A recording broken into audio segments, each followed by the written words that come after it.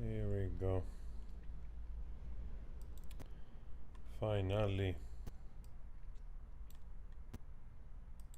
All right.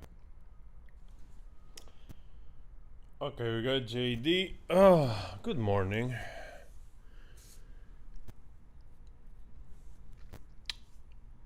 Wow, those days are going fast, man. Whew. What's got up in between stuff is already 3 o'clock.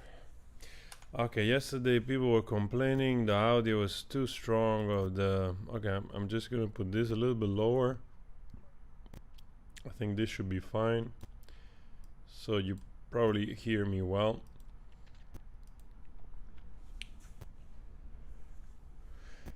Alright. JD cleaning, because he likes to clean.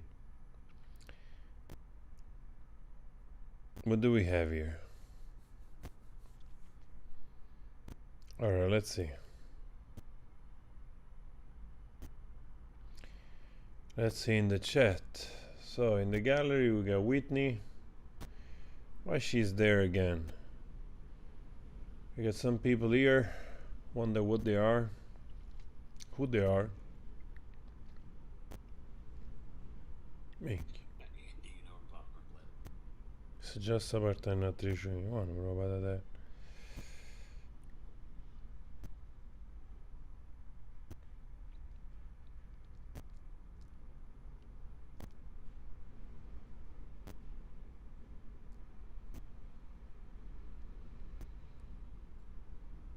Oh, here we go. Hey, morning. Finally I see the chat.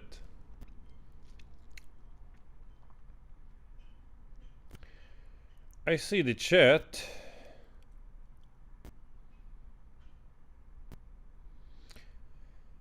I see the chat. Man, I hope today they don't play with our feelings. I hope we get Kate Moss. Dina, International Space Station says hi. What do you mean, Dina? You are in the space station? That would be pretty awesome. Thank you so much for the super chat. Good morning. Good morning, Dina. Good morning, everyone in the chat. We are already almost 2,000. That's great. So today's gonna be quite a day. Yesterday was also, I would say, a day of wins. Pretty spectacular day. We had the real experts presenting facts. I loved their mannerism, behavior, professionality. Both the doctors, the psychiatrist, the Hollywood lawyer, the out of the woodshed, literally rebuttal witness, which to me was the most authentic. Also Howell testimony was, you know, I don't, was just quick, fast, and I didn't get where we were going, but if anything, you know, it does give credibility to the letter that it's outside, but unfortunately that letter is not here. But at least we know that she stands by those words, and that means a lot. That means a lot, actually. The guy from the hotel, and also the fact that the trailers were not destroyed in the end of the day, because I didn't make that connection. I made that connection later, sorry. And then basically, you know, it proves also the fact that H friends basically were lying under oath, because they said that the trailer were trashed, if I understand correctly, right? Please call me out if they're talking about the same trailers or we're talking about different trailers. But anyway, the damage to that trailer at the hotel was like 60 euro of lamps or lampshade, whatever. So, ciao Susan, thank you so much. Good morning. It's my pleasure to try to make it a little bit easier. Good morning to Brazil, to Italy, to the United States, to the UK, to the Netherlands. I see some people. Probably we already have also Canada, I think. We also have Canada in the house. Yeah, we have Australia too. That's pretty awesome. We have South Africa.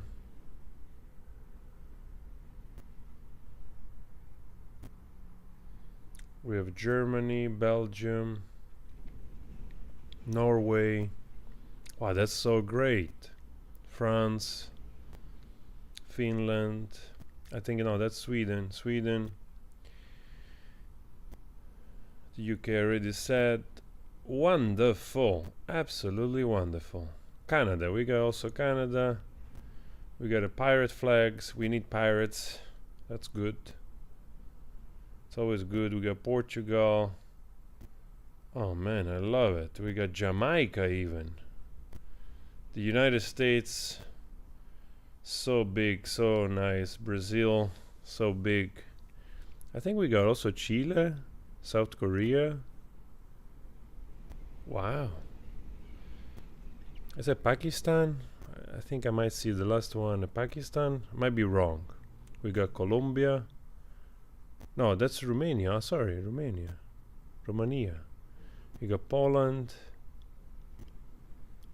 I love this. I love Algeria. Wow, that's awesome, man. Madagascar. Oh, there's a flag. I don't know what is this. I don't recognize all the flags.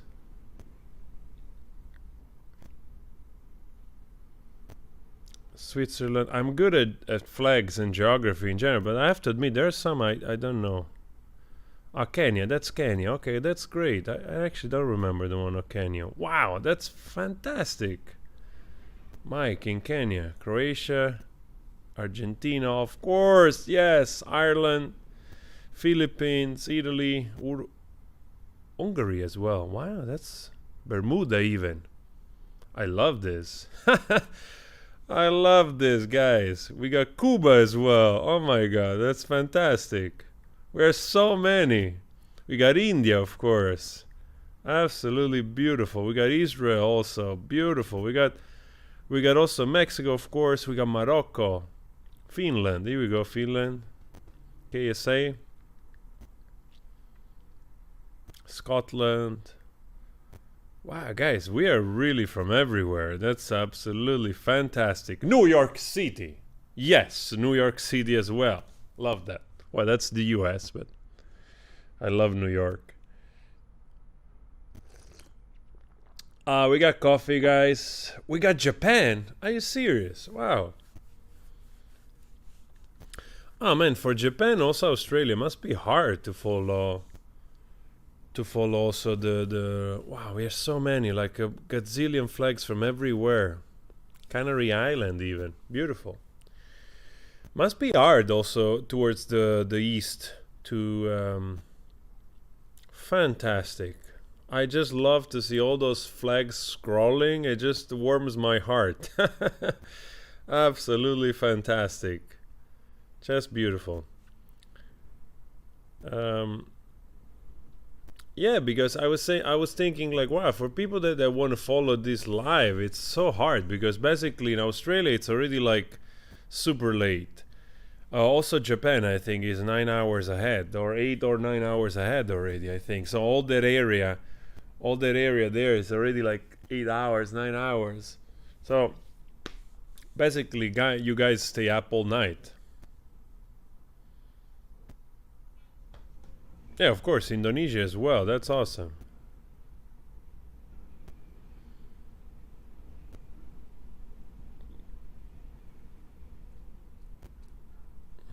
Wow. I didn't think we were this many from so many places. That's really fantastic, really. There is almost a person from everywhere. Seriously, this is just impressive. Of course, we're already 3,400 in the chat, but like literally there is like even from Nepal, like Serbia, like smaller, bigger countries, we are all here together. That's incredible. And I'm also happy that because of course I'm not English myself, but English, it's a nice excuse to reach a little bit more people. Wow, Patrick. Thank you so much, Patrick. Good morning. Wow, that was a big super chat. Blessings to you. I hope you have coffee. I hope you have your favorite drinks. Right now, we're going to go through this. There's a lot of talking going on. Man, I swear the judge is so fed up with all of this. I think the judge is so fed up with all of this. Honestly, the thing that I will love the most, I know it's probably not possible. I will love, like, in 1 year, like, to hear what the judge really thought about this, but probably she can't say anything, I would just love to talk to those people and go like, hey, judge, let's talk one-on-one here. What did you think about that woman? We want to know. That would be so much funny. Guys, we are literally from everywhere. Literally from everywhere. Again, thank you so much, Patrick Nice. I don't know Patrick where he's from, but thank you. Thank you very much for the super chat. Guys, I'm so nervous and excited to I don't know how long it's gonna do this thing. I don't know if it's today. It seems it's supposed to be today, and actually maybe today even Johnny goes back to the stand. I saw like a list yesterday night, and it seems that there is a chance that towards the end might even Johnny go back on the stand.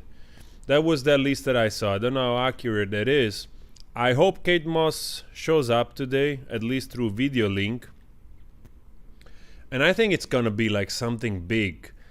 I mean, it's gonna be big. I'm pretty sure, like, the views everywhere, like on Law and Crime or anywhere, the views are just gonna go ballistic, because this is a sort of like, like two celebrity, like some of the 90s highest profile celebrities, Kate Moss, a supermodel, like an iconic figure from that decade, and then also young Johnny Depp, which was already an iconic young figure and actor of those times. So very much tapping into nostalgia.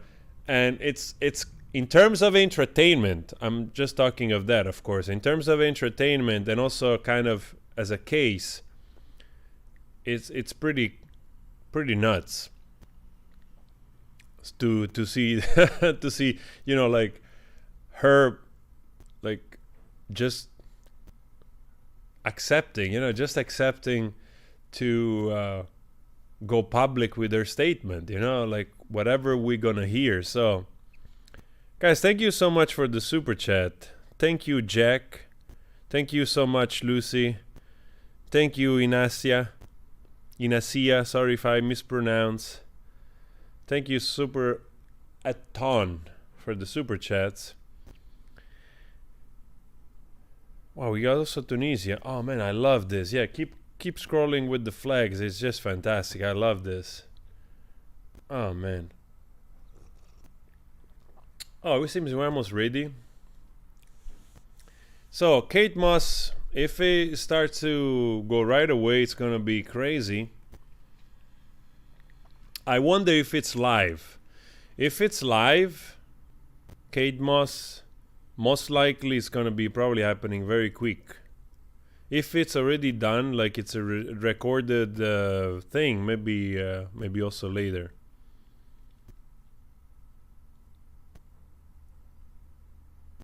So I was saying before, when we had yesterday the guy from the hotel, the rebuttal witness, I think was also very interesting that he basically cleared the hair and said like, hey, listen, there was no really damage in the trailer. They broke 2 lamps, that's it. And again, to my understanding, that kind of denies the deposition of AH friends, which basically lied about the trailer being trashed. Another small detail, well, not so small detail, another details of so many lies. Man, this lawsuit, it's crazy, man. So many manipulations and lies. Like truly a story to look into in terms of like people eagerness to just go to whatever length not to be discovered, you know, because I think like it's really painful after all this mess if you have to come clean and be honest, you know. It's like people, they will go, not everyone, I'm saying like people which have this type of issues, especially like if you're a strange narcissistic sociopath, it's like you will do anything in your power to keep the lies going. And like I said also yesterday, many times before that, and I will continue to say it, I mean, those people, if they win, if they always manage to win, we all lose, because they will keep going on that direction. There is not end to their believing their story, and it really feels like we are living in a delusion, you know. We're living in a delusion where we are run by people which they kind of project their perception of reality onto us. They're gonna make us crazy or something, you know. Man, I wish Antarctica wasn't that cold. I would literally take some people with me. We'll just make a bunch of us and start a community. Unfortunately, you cannot grow many things over there. Otherwise, it would be a good place. Guys, Hope, good morning. Thank you so much for the super chat. Danette, thank you so much for the super chat. All right. Are we ready for the jury? Yes, Your Honor. Okay. Mountain Gem 71, thank you for the super chat. I missed somebody, wait. Come on, chat, work. Why my chat is not working? I missed somebody? No, I didn't miss anyone. Let's go, justice. We want justice.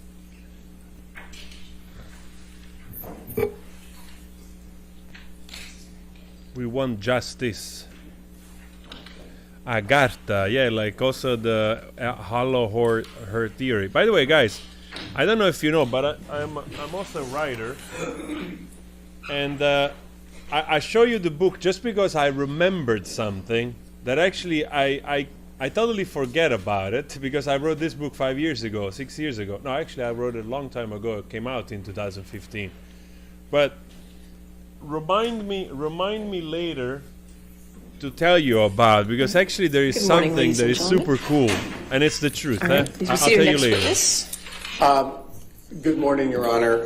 Mr. Depp calls Kate Moss to the stand. What? She will be appearing on your screen. All right, ma'am, can you hear me? What? Yes, can you count to Live? 5 for me? Oh my God. 1, 2, 3, 4, 5. Thank you, ma'am. If you could raise your right hand. Oh my God. Do you swear affirm to tell the truth under penalty of law? I do. Thank you. Good morning, Ms. Moss, or I should say good afternoon, your time. My name is Ben Chu from the firm of Brown Rudnick. Would you please state your full name for the record? What a gorgeous Kate woman. Moss. Ms. Moss, where do you reside? London, England. From where are you testifying today, Ms. Moss? Gloucestershire, England. Ms. Moss, do you know Johnny Depp? Yes, I do. How do you know Mr. Depp? I had a relationship with him. Wow. Did there come a time when you and Mr. Depp had a romantic relationship? Yes. For how long, Ms. Moss, were you and Mr. Depp a romantic couple? From 1993 to 1994 to 1998. Ms. Moss, did there come a time when you, while you and Mr. Depp were a couple, that the two of you took a vacation together to the Golden Eye Resort in Jamaica? She's just stunning. Yes. What, if anything, happened when you were in Jamaica with Mr. Depp?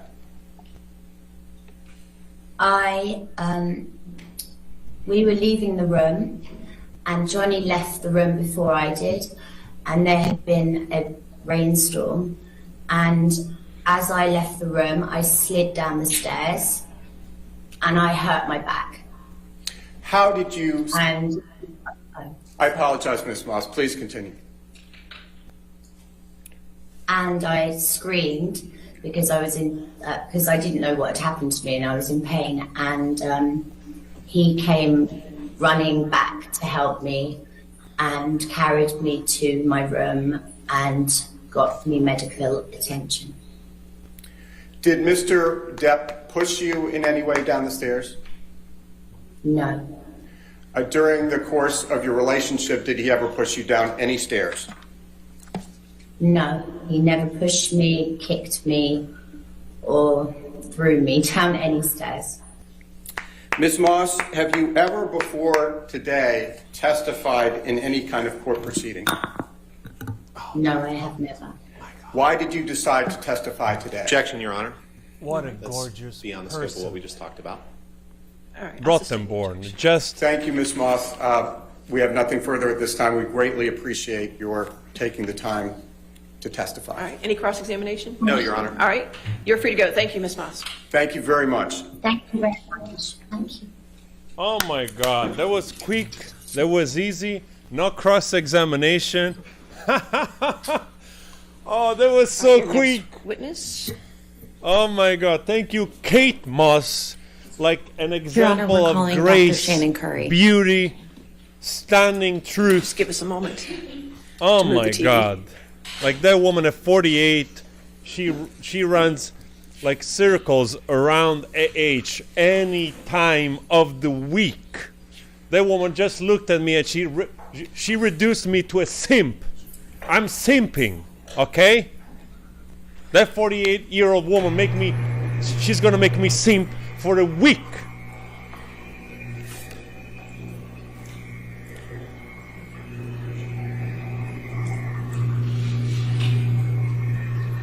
Wow.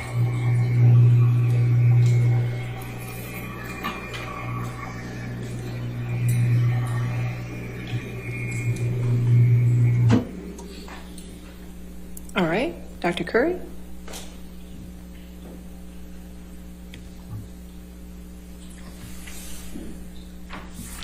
Oh man, I just love it. I just love it when you get slapped in the face by the truth. You know, metaphorically slapped in the face by the truth.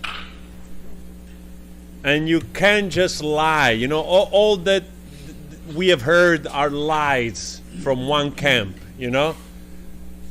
Lies over lies over lies over lies. Even a story she Good never morning, heard, Mr. like Jensen. Good morning. Dr. Curry. Well, we gotta stop right now, huh?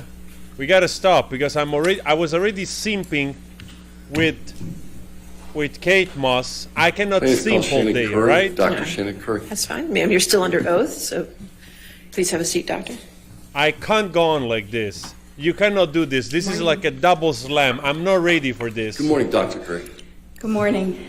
Can you remind the jury who you are and what you do? We all Sure. know who she is. I'm Dr. I Shannon can't Curry. take I'm a it. clinical and forensic psychologist, and I'm here today to rebut the testimony that was provided by Dr. Hughes. Which of the Gypsy opinions rendered by Dr. puree. Hughes do you intend to rebut? Gypsy, no, oyster. So there, generally Oyster, speaking, go there somewhere are three else. main categories that That's I'd like a to talk suggestion. about today. So the first is that Dr. Hughes misrepresented the tests and the results that she utilized in her evaluation. She misrepresented my testing and the results that I obtained in my evaluation. And she communicated in a manner, provided testimony in a manner that presented essentially her own opinions and the self-report of Ms. Heard as facts. Wow. Okay, the first category you talked about was the misrepresentation of her own test methods and results. What do you mean by that? So Dr. Hughes she stated that she administered 12 tests. In actuality, she used 8 checklists.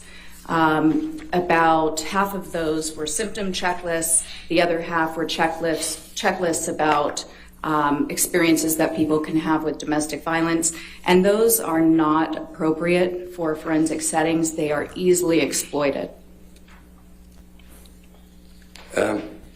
Other issues that you intend to address relative to misrepresentation of own results? Yes, so in addition to using these checklist measures, which are easily exploited in a forensic context, they're developed for research or treatment only. Fantastic. She also stated that these checklists revealed things that they simply cannot reveal, especially in this context. Let's see. She also misrepresented information, clear indications on several of the objective measures that she offered. And there were indications visible that Ms. Heard had essentially engaged in what we call response distortion. So clear indications of exaggeration on one of the measures that's specific to PTSD, clear minimization of symptoms, intentional, on another more broad personality and psychopathology-based measure that she gave to Ms. Heard, which she did not acknowledge. Did you intend to address anything relative to the CAPS-5? I did. So Dr. Hughes administered the CAPS-5 about 10 days after I did, almost 2 years after she initially tested Ms. Heard. And she did not administer the test appropriately. So she left major components blank. She didn't apply the scoring rules that are clearly outlined with the test.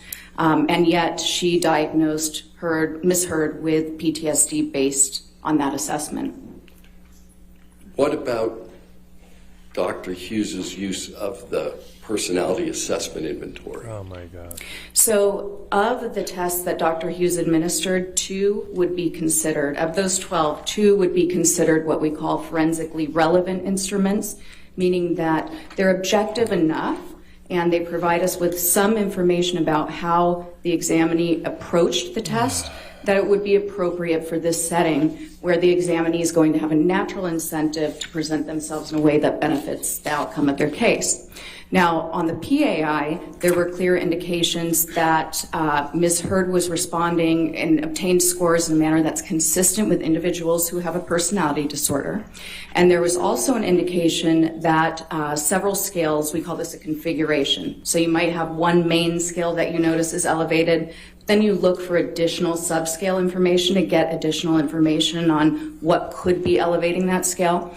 And there was a configuration that showed that even though Ms. Heard had moderately elevated one of the scales that can be associated with trauma, that elevation is better explained by childhood or distant traumatic experiences like the complex trauma Ms. Heard reported experiencing growing up.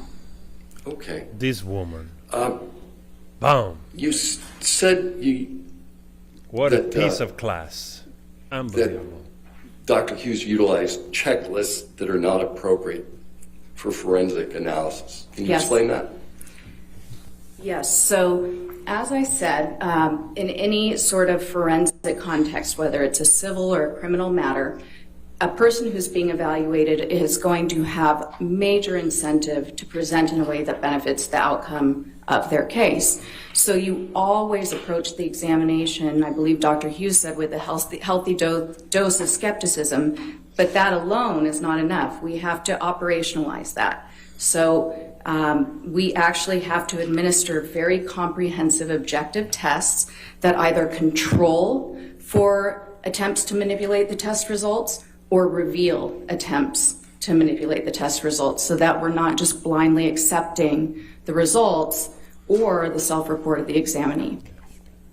How many tests were administered by Dr. Hughes? She said that she administered 12 tests. How many of them were appropriate for forensic physical examination?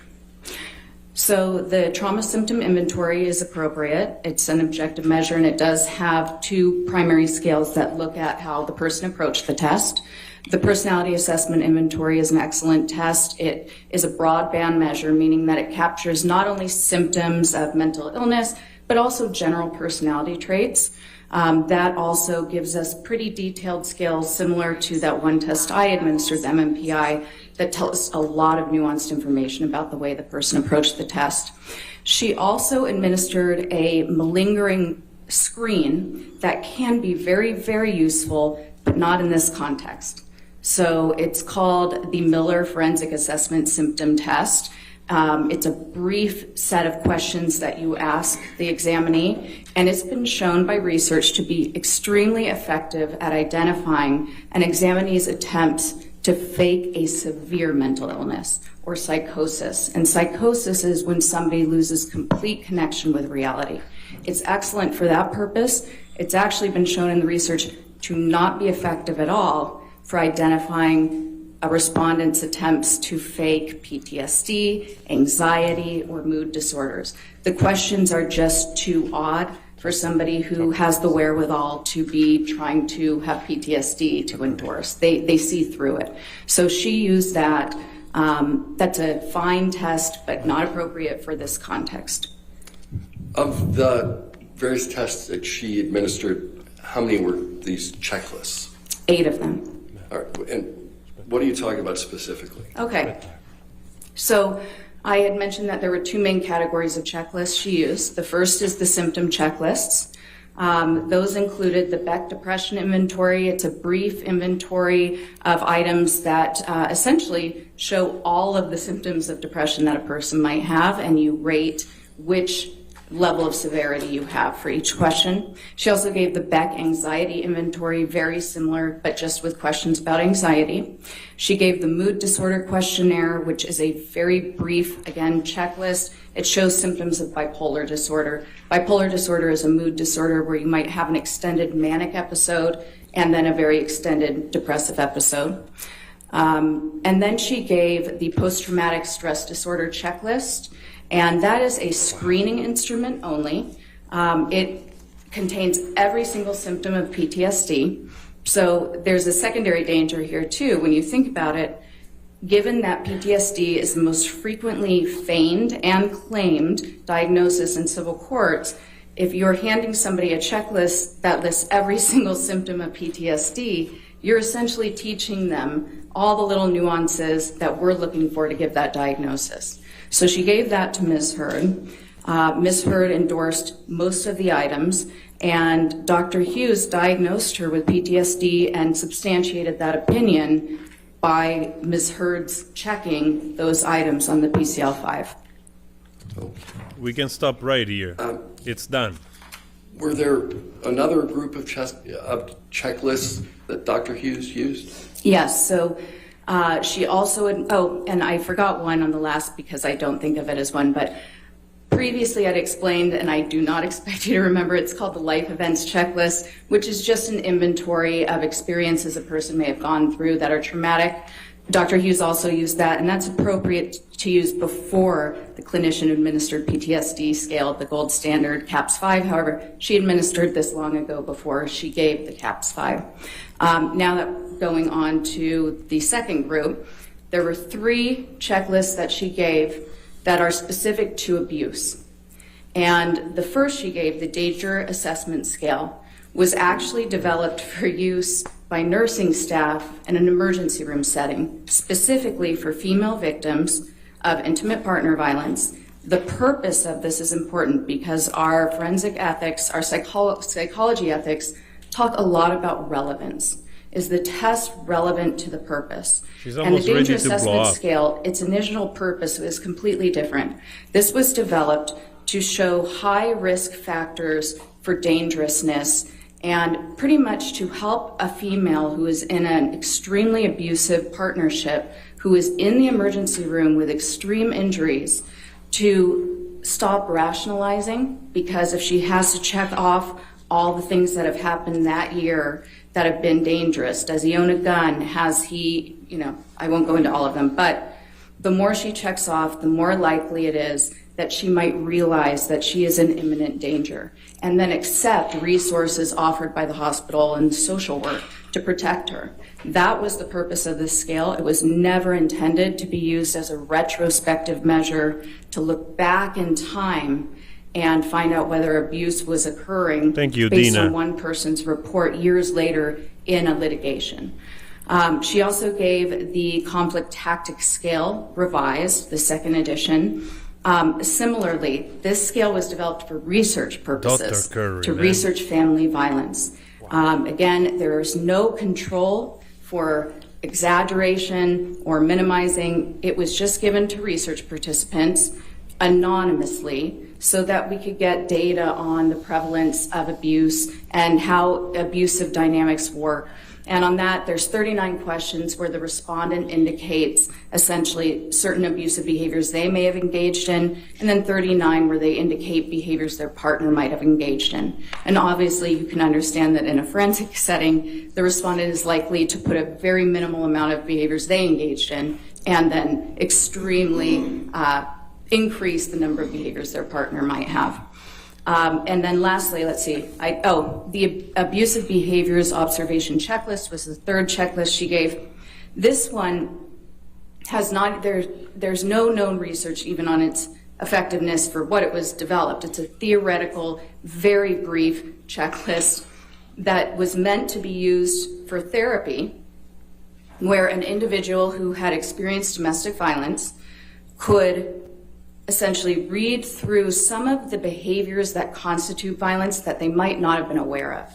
And if those behaviors applied to them, or if some of those coping strategies were ones they utilized, they would check that off, and then they have a way to talk about it because now it's been put to words. Again, this is similarly problematic.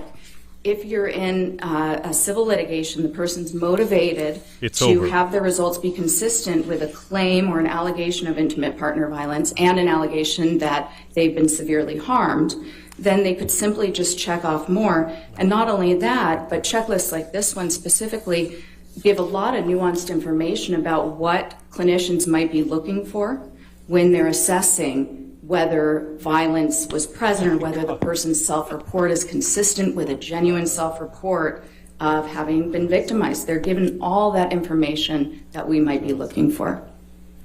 They literally nuked Can her. you talk specifically about Dr. Hughes's use of the Literally nuked PCL-5? Two testimony already nuked. So the PCL-5 Wow. is the post-traumatic stress disorder checklist. This is different, not to be confused with the CAPS-5, which I've talked about previously as being the gold standard.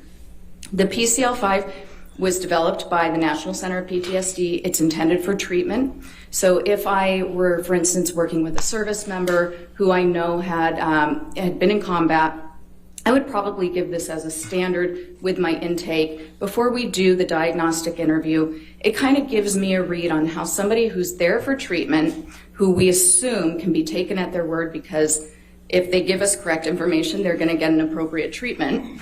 And if they give us incorrect, they might not get the treatment they need. So I would give this checklist to them, and then if they recognize some of those symptoms of PTSD, they could check it off. And that would probably indicate to me that I need to then do the next step. If they're checking off more items than not, I would probably decide to administer the clinician-administered PTSD scale, that gold standard interview, to find out more about a diagnosis. The last thing is what everybody refers to as the CAPS-5. Yes, the CAPS-5. All right. What about, well, you talked about forensic use. What do you mean by that?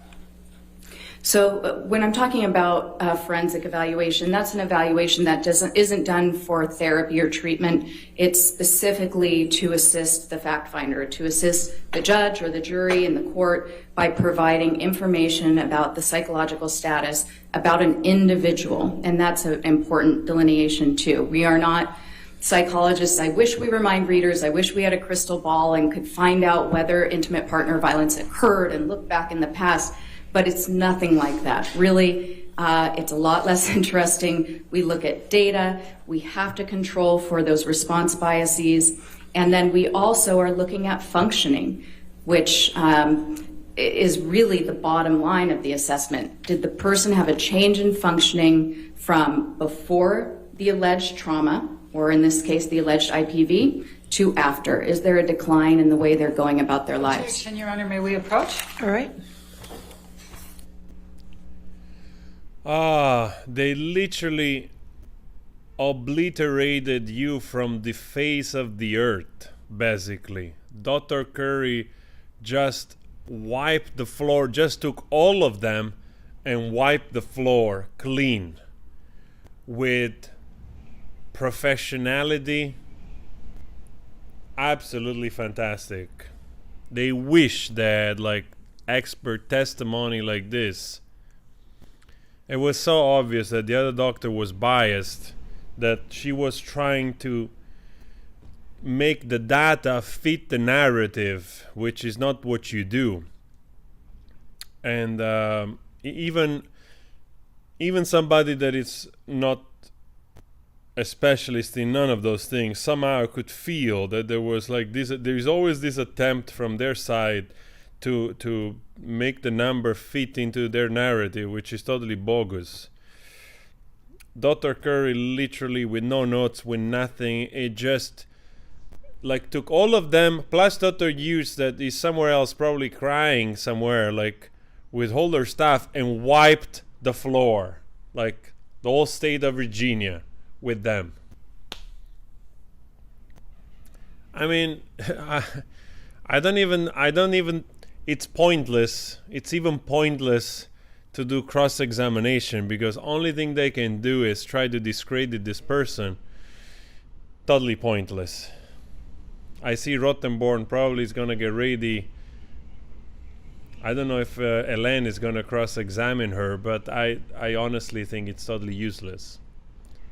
You're just gonna look like an imbecile trying to cross Dr. Curry professionalism.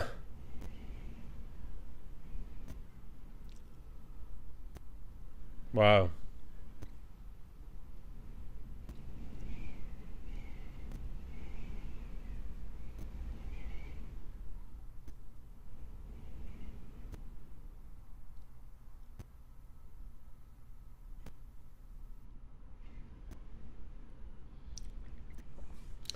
Well, you know, it's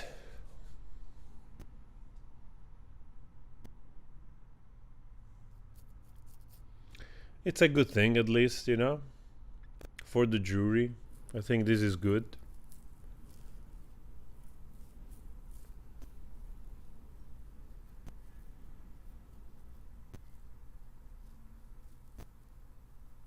Here we go.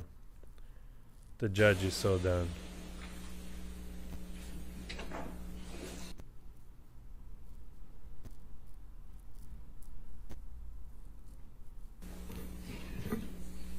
Thank you, Elba.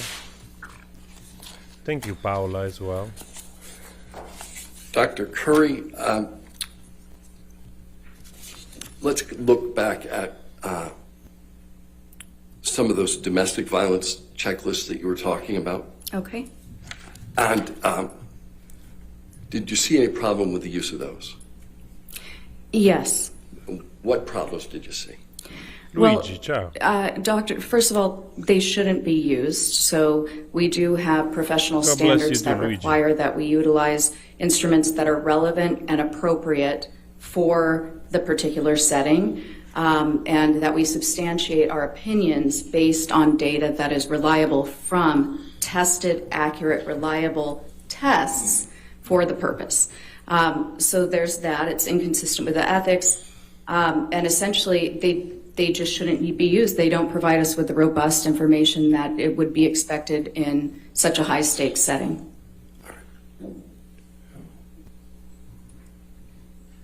Would you have expected Dr. Hughes to comment on the limitations of the checklist she was using? Yes. So first of all, Dr. Hughes provided opinions based on these checklists. So she referenced especially the danger assessment scale several times throughout her testimony, stating that Ms. Hurd was in a very dangerous situation.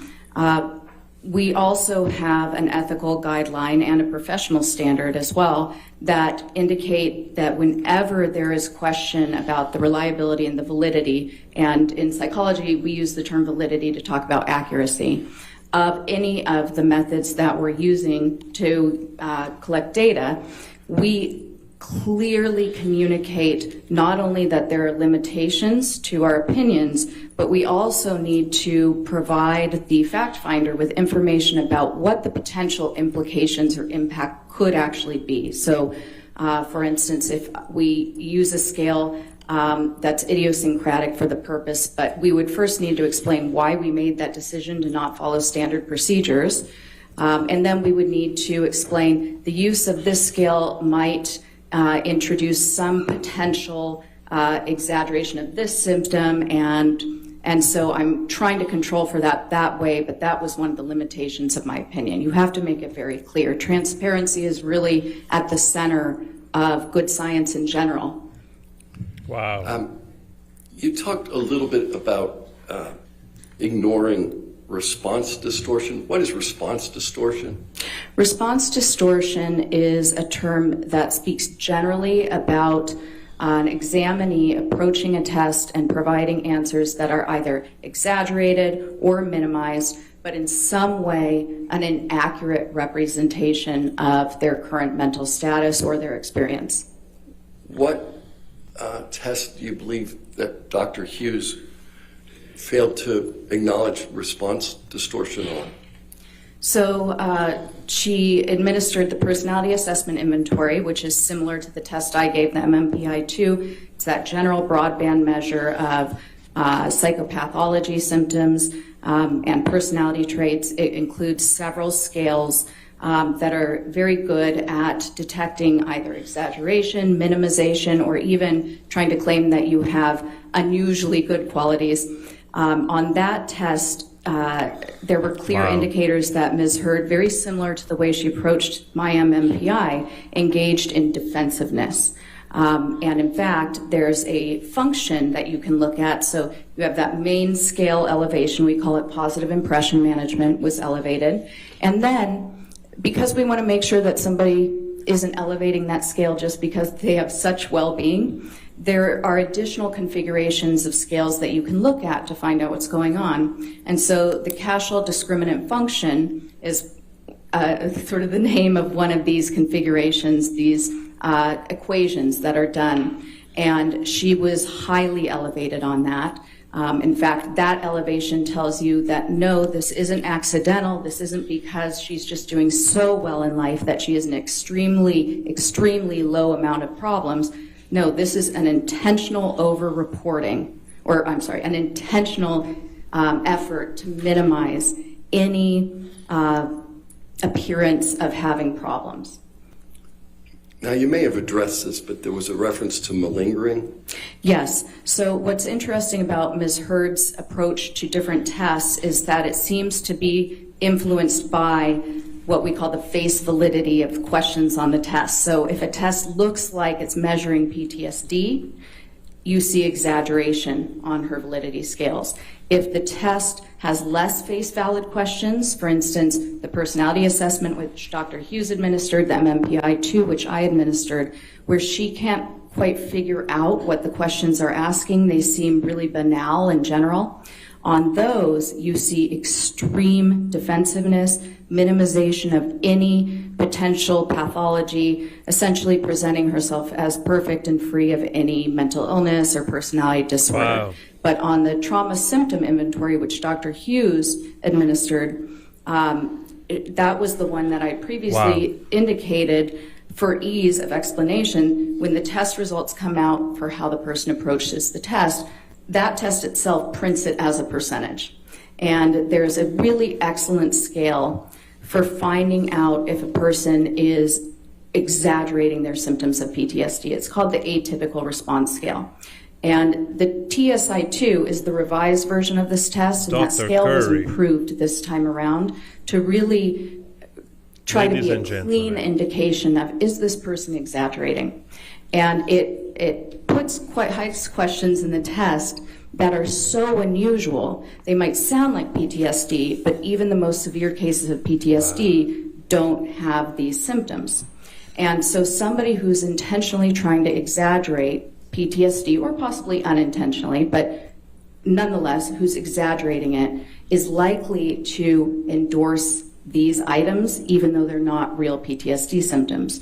Ms. Hurd scored so highly on this that even if there is, although Dr. Hughes correctly said there tends to be a negative skew when people have the high levels of distress that's associated with PTSD, so sometimes people score higher on this even when they do have PTSD. She scored so high that that is effectively ruled out as a possibility. Wow. Okay. What about Dr. Hughes's administration and use of the CAPS-5? Okay, yes. So Dr. Hughes had diagnosed Ms. Hurd with PTSD back in 2019 when she began testing her. It wasn't till 2 years later, more than 2 years later, 10 days after I administered the CAPS-5 with Ms. Hurd, that Dr. Hughes held an impromptu evaluation session remotely with Ms. Hurd and administered the CAPS-5. She had previously diagnosed PTSD without using what we consider to be the gold standard PTSD diagnostic interview. And again, when we're doing a forensic evaluation, it is an important responsibility, and part of our ethics and professional standards are that we document everything to allow for transparency and full judicial scrutiny. And Dr. Hughes administered incorrectly. She left huge sections, very relevant sections, blank. There's no way to understand why she scored it as high as she did based on the information that's provided. You're essentially supposed to notate the examinee's responses as verbatim as possible to explain your reasoning and implying their scoring procedure. It's a standardized test, and if you don't follow those standard procedures, it's completely invalid. Not only that, but it looks as though Dr. Hughes further invalidated it by trying to show that she had assessed for the childhood trauma impact, and she had said that she went back and asked the childhood question, but you can't do that. If you're assessing for two separate periods of one's life to find out their relatedness to PTSD, you do two separate CAPS interviews, period. You don't create your own question system. That is non-standard administration of the test, and it invalidates it. Wow. All right. You also mentioned, with respect to the PAI, or the Personality Assessment Inventory, that Dr. Hughes failed to mention some elements. What did she fail to mention? Oh, okay. So on the Personality Assessment Inventory, so first she failed to mention that there were clear indications of response distortion. She also failed to mention that Ms. Hurd scored in her score profile against their main scores. She did elevate a score for the borderline personality disorder sort of section, but that in and of itself would not indicate a diagnosis. However, the configuration of her scores overall is consistent with that, and in fact, it's one of the diagnostic suggestions given by the test itself. And then also, there's a configuration around Ms. Hurd's trauma responses on that particular test, which demonstrates that it is more likely that those symptoms were reported in relation to something in the distant childhood. It's more consistent with childhood chronic abuse than present circumstances or recent circumstances. Okay, I think you said, in addition to the issues with her own testing, Dr. Hughes misrepresented your results. She did. Can you tell us how? So I would say the main issue was that she said that Ms. Hurd obtained a normal profile on my MMPI-2. All right. How do you disagree with Dr. Hughes relative to the profile? Okay.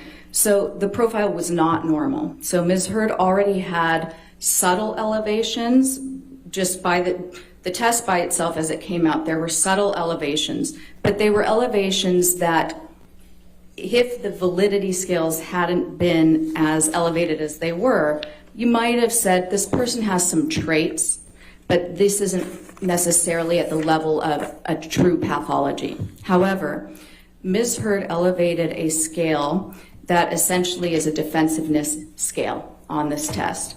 And when you're giving this test, you always are mindful of different norms or groups who may have similar profiles.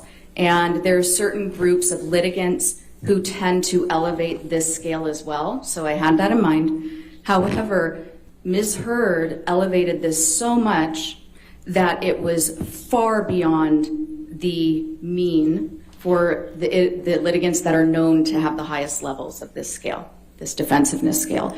And when this scale is elevated to the level that it is, you automatically understand that it is very likely that those clinical scales, I keep doing this because I'm seeing it in my head, it looks like sort of an ECT. It's sort of these peaks you see on a graph. And when you see these peaks, and you have this huge peak over here for the defensiveness scale, what you know is that these peaks are artificially, they've been lowered or suppressed based on the respondent being so defensive. They still detected what's likely there for her, but it's not as high as it should be. So you make an adjustment.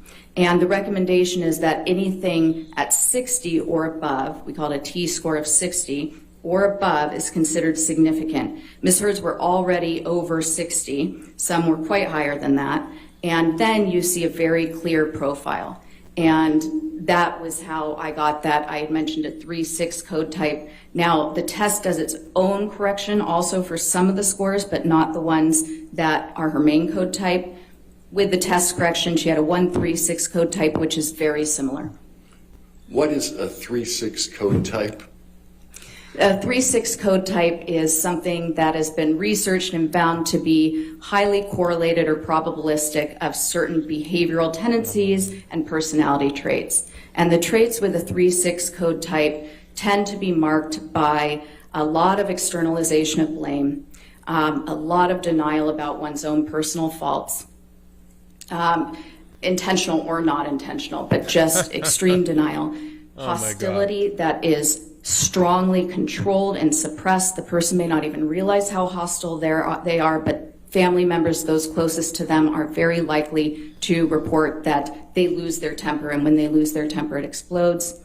We have sort of what we call a cookbook for these code types, which will provide you with all the information that's been researched to be associated with them. And our cookbook actually states that 3-6 profile specifically tends to be associated with cruel and ruthless behavior, particularly to those who they perceive as less powerful than them and subordinates. My God. Describe for the jury the review process that you went through relative Dr. to the Curry. MMPI. So I conducted a very methodical analysis of the scores. I do this for every test, and I also did it when I was Dr. reviewing Curry, please. Dr. Hughes's Protect scores. So what you haven't seen that's in Discovery is that I created a 25-page outline just of her scores with, and it's sort of a table. So I'll put the score, I'll do it in sections so that I can understand different groupings, different research studies, and I start with looking at all the validity scales. So I put in the score, and I'll even color the table to show me if it's kind of in the high zone, moderate zone, or low, and then if it's low, is it a significant low score, or is it just low so it doesn't mean anything? And then in the right side, I put all the research data that I found on this particular scale score. And so I start with the validity scales, the way the person approached the test. Then I go down to essentially, we call these the first factors. So their overall sense of well-being and how well they cope. On this, actually, Ms. Heard's, she endorsed scores or endorsed items that were the opposite of PTSD. So really saying that she feels free of distress and that she views herself very well. So then I go down to control, self-control, loss of control, coping abilities, and I put in the scores that are associated with that in the research and the test development. Then I go down to clinical and personality pathology, and I look at all the scores that are significant there, first with the top-level main scores, then with all of the different sub-scores, again, citing the research, the meaning, the level of elevation, and what that means.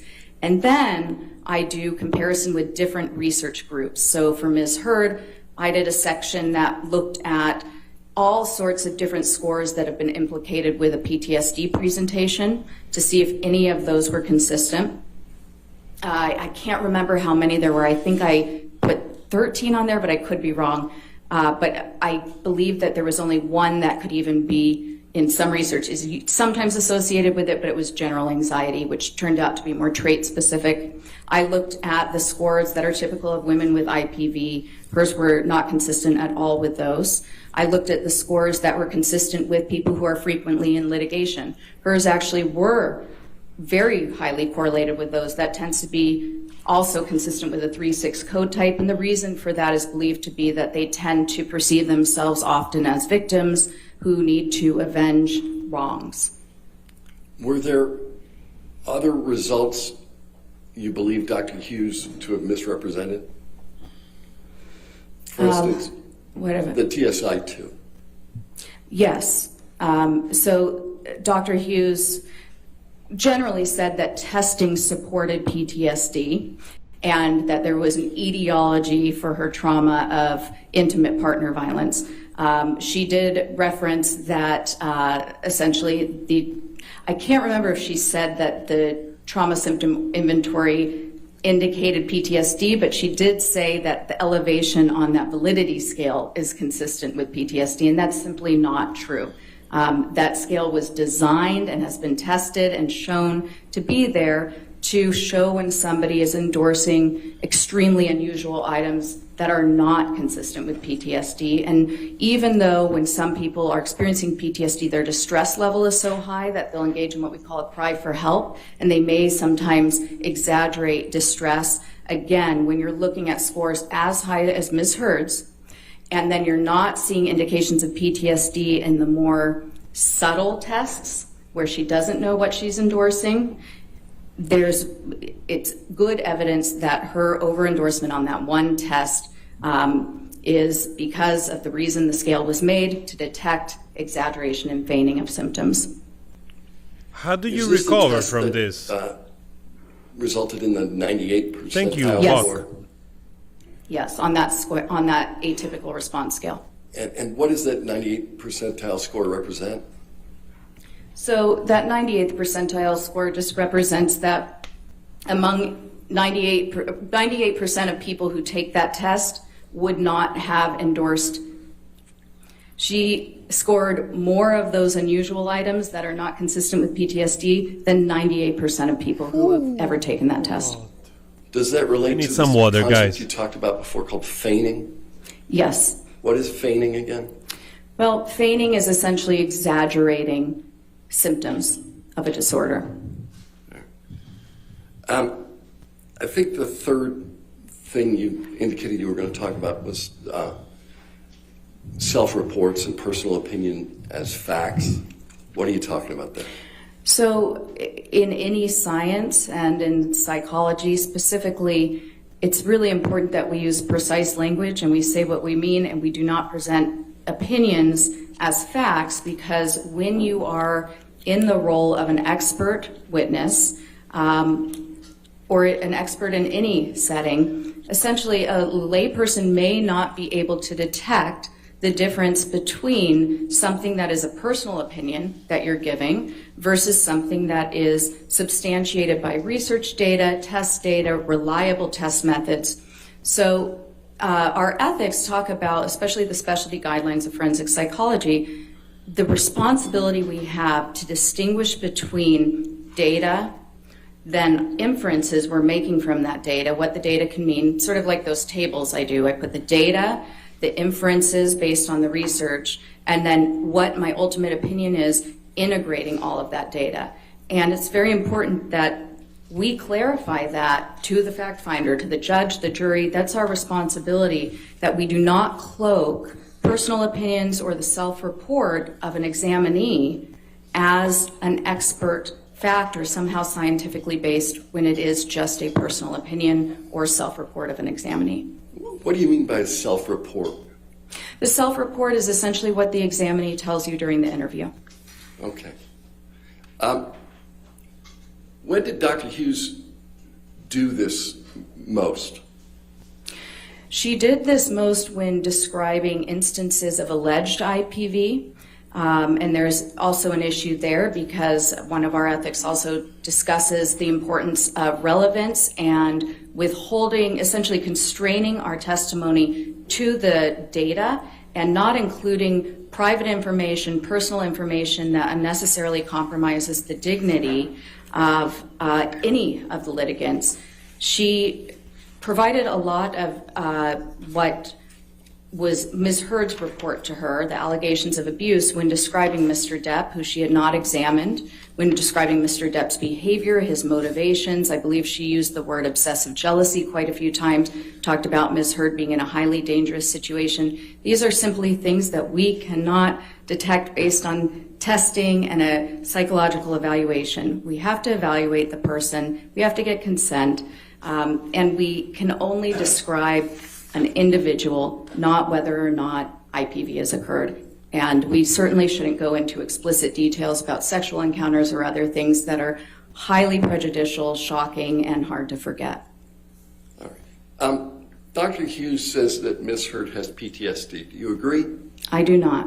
Why not? The results of my multi-method comprehensive evaluation based on carefully selected, researched, relevant test instruments, based on comparing those instruments to Ms. Heard's self-report, observing Ms. Heard's behavior over 12 direct hours of assessment, reviewing copious notes from prior therapists who indicated symptoms in their notes, reviewing the notes of Nurse Filati, previously Nurse Borum, who spent, I believe at one point, almost 2 months with Ms. Heard daily, reviewing the notes of her treating providers, all of the legal documents and discovery. There was no evidence of PTSD. How is evidence of PTSD generally exhibited? So really the bottom line in a forensic psychological evaluation is a change in functioning. That's what we're looking for. Again, I said we don't have a crystal ball. We're not wizards. We can't get into somebody's head. What we're looking for were there identifiable changes in the way the person engaged in their world. Were they able to keep a job? PTSD is an extremely disabling diagnosis.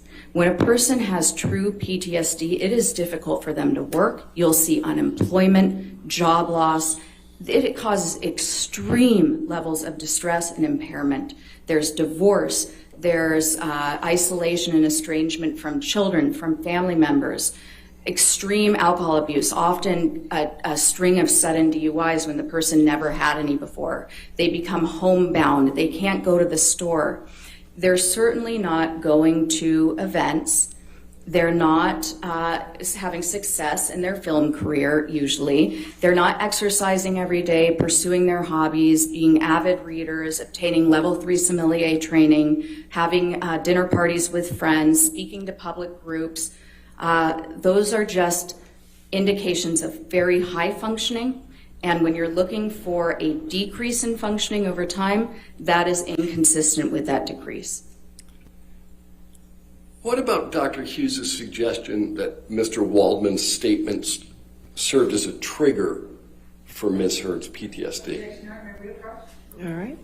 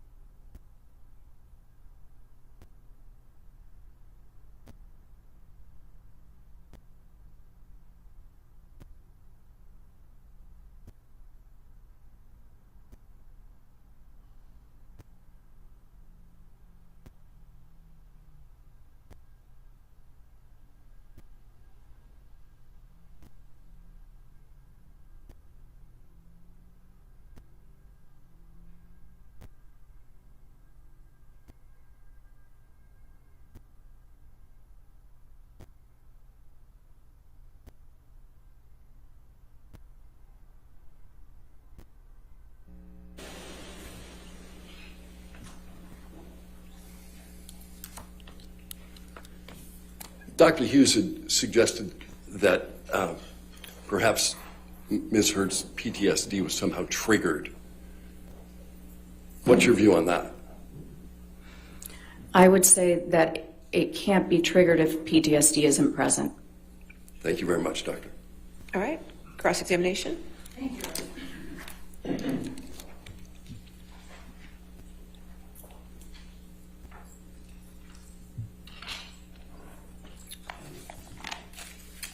Dr. Curry, I just want to make sure that we all remember, you're not board certified, correct? No, I'm not. Okay. And you've been licensed for how long? I've been licensed for 10 years. Okay. And you are being paid by Mr. Depp's legal team to be here, correct? Yes. How much have you charged so far? I actually don't know. Over 100,000? I truly don't know. I don't do my own books. Over 200,000? I don't know. Over 300,000? That would be way too much, but I do not know. Okay.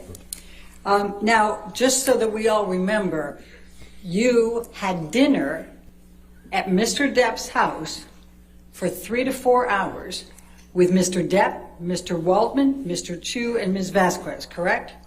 I was interviewed. I asked if there was anything I could eat because at about 3 hours I started to get hungry. Mr. Depp then offered to order takeout for the entire team. So you had dinner at Mr. Depp's home with Mr. Waldman, Mr. Chu, Ms. Vasquez, and Mr. Depp, correct? Yes. And you had drinks as well, correct? I actually don't know. I do remember that there were drinks. Do you recall testifying earlier that you did have a drink, a mule something? No, I remember testifying that there might have been a mule, a Moscow mule. Okay, thank you. We didn't have animals there as well, right? No animals. Okay, that's good to know. And you talked about transparency. I just want to make sure you had several designations, expert designations and reports in this case, correct? Yes. And in not one of them did you disclose that you had dinner and drinks at Mr. Depp's house for 3 to 4 hours with Mr. Waldman, Mr. Chu, and Ms. Vasquez. Is that correct? Ms. Bredehoff, you're mischaracterizing what occurred. Dr. Curry, please answer the question. Not once did you disclose this in any of your reports, I did not correct? disclose that I was interviewed as that standard procedure. But it's true that you have never gone to a client's house to be interviewed for an expert witness position, correct? Yes, because I never had a client that was essentially homebound because of their celebrity status. All right. And you talked to Mr. Depp for 3 to 4 hours before taking on the role of assessing Ms. Heard and deciding whether she was suffering from any distress, correct? I did not talk to Mr. Depp. I was talking to his legal team and he was there to observe. He was present for the 3 to 4 Yes. hours. Oh, and are you saying now he just stayed silent and said nothing all day? I don't recall what he didn't or didn't do. I was answering questions. Okay. Now, your expertise here is limited to whether Amber Heard suffers from PTSD currently. Is that correct?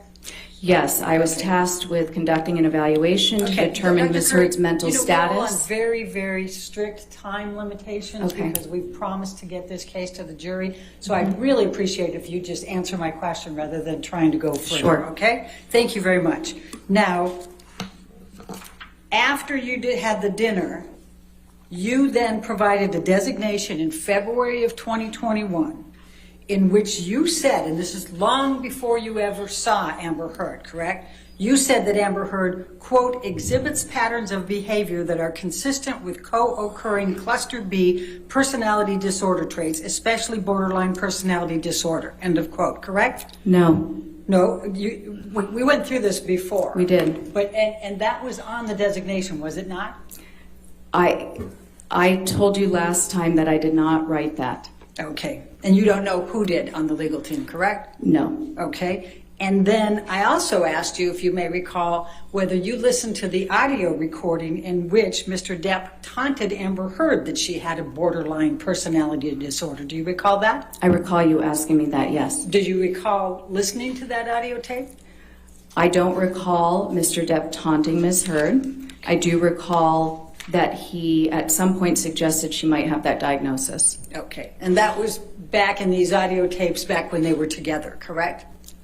Yes. Okay. Now, you've never before been asked to testify or serve as an expert with respect to someone who has bipolar disorder, correct? No, as I previously stated, that's not true. All right. Let's get you in that position. My extra copies were all distributed before. Was everybody have those? Not up here anymore. Okay, then my apologies, but I'm going to go now. Your Honor, can we approach? All right.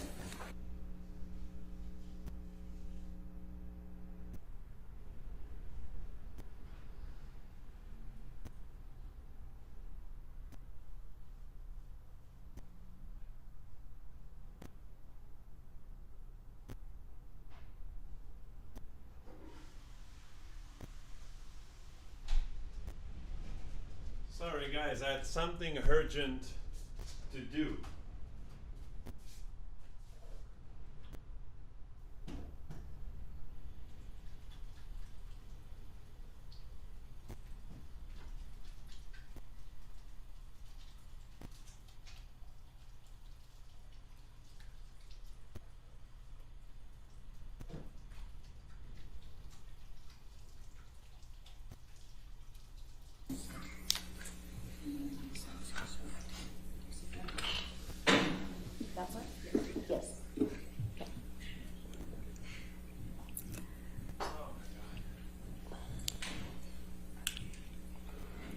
Now, you recall testifying in your deposition on March 21, 2022, correct? Yes. And you were under oath at that time, correct? Yes. And the question I just showed you on page 207, line 5, have you ever been asked to testify or serve as an expert with respect to whether someone has bipolar disorder? And your answer at that time was no, correct? Yes, I had forgotten that case. Okay. And have you ever been asked to testify whether anyone has behavioral or characterological conduct that suggests they may be an IPV perpetrator? Sorry guys. As soon as Ellen started to talk, I can't.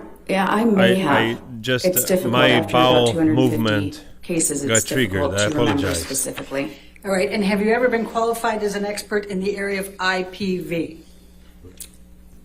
No. And have you ever been qualified to testify as an expert in domestic abuse or violence? Domestic. I didn't miss Abuse or nothing. I could violence. hear everything. Yes, that's been a component of testimony. Guys, I didn't miss anything. And again, they're totally desperate. I heard everything,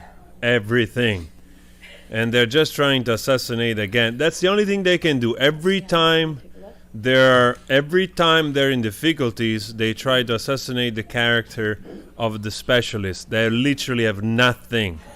They have absolutely nothing. They're desperate. Elaine.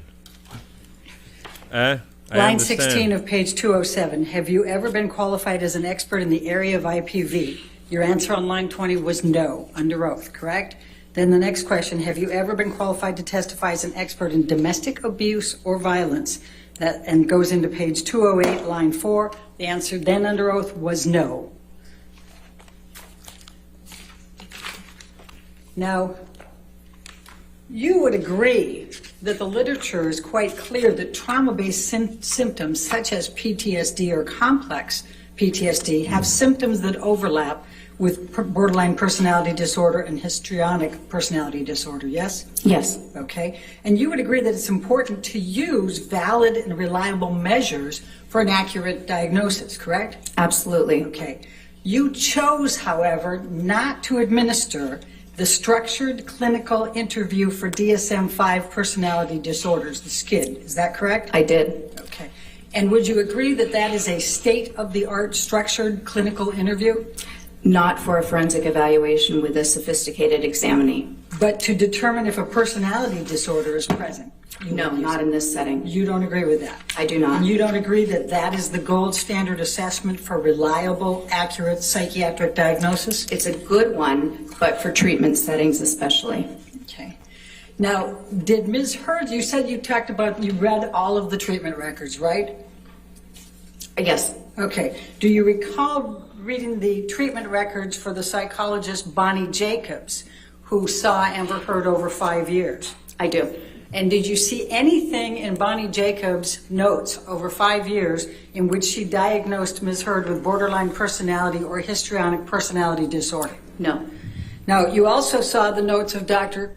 Connell Cohen, correct? Mm-hmm. And you even attended his deposition. Ellen correct? trying to All right. school And he saw Amber for Dr. roughly Curry. 2 Can you years. He was imagine? part of the Dr. Kipper connection, right? Oh my God.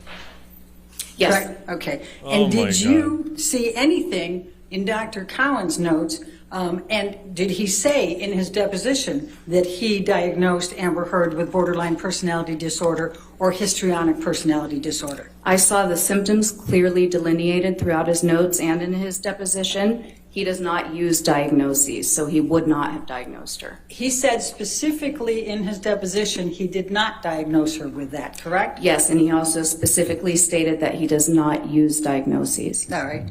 And you also have seen Dr. Banks, Dr. Amy Banks, the psychiatrist, her deposition, correct? Yes. And did Dr. Not her Anderson- deposition. I reviewed her notes in the transcript. All right. Did Dr. Anderson diagnose Ms. Heard with borderline personality disorder or histrionic personality disorder? I don't believe she provided any diagnosis since she was a couples therapist. All right. Now, you've said quite a bit Wow. about Don Hughes, but do you remember how many years of experience Don Hughes has in IPV and domestic abuse and violence? I know it's quite a bit. Extensive. And she is board certified, correct? Yes, she is. All right. And she spent 29 hours of examination with Amber Heard, did she not? Yes, mostly Okay. interviewing. All right. And she interviewed her therapists, Bonnie Jacobs and Connell Cowell, correct? Yes. And she also interviewed Amber's late mother. Yes. Okay. And she administered 12 different tests over the period of that time, correct? Well, as I said, the majority of those were checklists, which are inappropriate for the forensic setting. I understand that's what you say, but she administered 12 different tests, correct? If you want to qualify them as tests, sure. Okay. And so you disregard no, I'm not even going to say that. Okay. Let's go to the CAPS-5 and PTSD. Now, you assessed Ms. Heard's traumas in her life, correct? Ellen, just give up. Yes, I did Okay. give her an instrument to assess for any trauma exposure throughout the entire lifespan. Yes, that's fine. And you wrote that Ms. Heard's exposure to a traumatic event, namely one of the sexual assaults by Mr. Depp, more than satisfied this requirement. Did you not write that in your notes? That is not what I wrote in my notes. Do you have my notes? So we And can you look at them? administered a structured clinical interview based on that trauma, correct? Not exactly. It's not quite right. Okay. Now, Dr. Hughes administered a full intimate partner violence assessment, correct? That's not a psychological assessment. We can't assess for intimate partner violence. That's an event. Dr. Hughes administered a full intimate partner violence assessment, She correct? stated that, and that's actually something I'm rebutting today. Okay, and you reviewed her psychological testing? I sure did, yes. Okay, and are you aware that in September 2019, Ms. Heard had a trauma-based symptom on many of those valid tests? Can you be a little bit more specific? Many of those valid tests? Which tests are you talking about? Do you have a recollection of that, September 2019? She administered all of her testing in September 2019, so I'm not sure which one. Oh, except for the CAPS-5, which was 10 days after mine in 2021. Now, Dr. Hughes clinically evaluated those symptoms and established that Ms. Heard does have PTSD from the totality of the intimate partner violence by Mr. Depp, correct? That's what she stated, yes. Okay.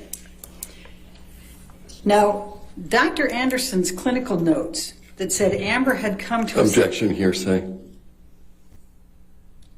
I haven't even asked the question yet, Your Honor. Are you going to read her notes? Well, no, actually, I wasn't going to read her notes. I was okay. going to ask a particular question. Okay. You talked about danger. Do you recall that in your testimony? Yes. All right. Now, if a patient comes to you as a couples therapist with two black eyes, would you assess that there may be a potential danger there? Sure. Okay. Did you read Dr. Anderson's notes? I believe I did. Now, you administered the Minnesota Multiphasic Personality Inventory 2, the MMPI-2. Do you recall that? Yes. And you used that to determine whether Amber had PTSD, right? Not by itself, but it was a part of the data. Okay. And in the 60 to 70 T-score range for that test, which, quote, deliberate attempts to mislead are uncommon, end quote. Isn't that correct? Sorry, could you repeat that? In the T-score section of that, for which assesses deliberate attempts to mislead. Ellen has nothing. Do you recall? Nothing. She scored a 60 on that test, correct? So there are multiple Nothing. T-scores for each scale, so I'm not sure which scale you're talking about. Okay. Nothing. Well, we can deal with that later. So you would agree that you need to follow ethics and best practices in forensic psychology, correct? Yes. Okay. And the two primary sources are the American Psychological Association Ethical Principles and Professional Code of Conduct, right? Mm-hmm. And the American Psychological Association's Specialty Guidelines for Forensic Psychology, correct? Yes. And Specialty Guidelines 1.02 states that forensic practitioners, quote, strive for accuracy, impartiality, fairness, and independence, correct? Yes. Okay. And Specialty Guidelines 1.03 states that you have to avoid a conflict of interest, correct? Yes. Now, in addition to not listing the 4 hours you spent with Mr. Depp, Mr. Waldman, Mr. Chu, and Ms. Vasquez, Oh my God. you also did not list that you spent an hour with Dr. Shah, correct? That's incorrect. You say that the designation said that you spent During an my hour? deposition, I also clarified this. I didn't spend an hour with Dr. Shah. There was an introduction with the attorneys present on Zoom. My time on that call was less than 30 minutes. Okay. But you still didn't disclose it, did you, in your reports? No. Okay. Now, you have not been asked to testify about Ms. Heard's behavior in the context of her relationship with Mr. Depp. Is that correct? I was asked to testify about somebody's behavioral mental status in general, so that can include behavior involved in a relationship with Mr. Depp, but not specifically. Ellen, you have Can nothing. pull up Day 10 of the trial testimony. You have nothing. At page 2710. You're a sham. Like the other doctor was just a sham. The other doctor might be 2710. Lines might 12 have to more 18. years, but she bought into the narrative because probably she's biased towards the activism of May we approach? IPV.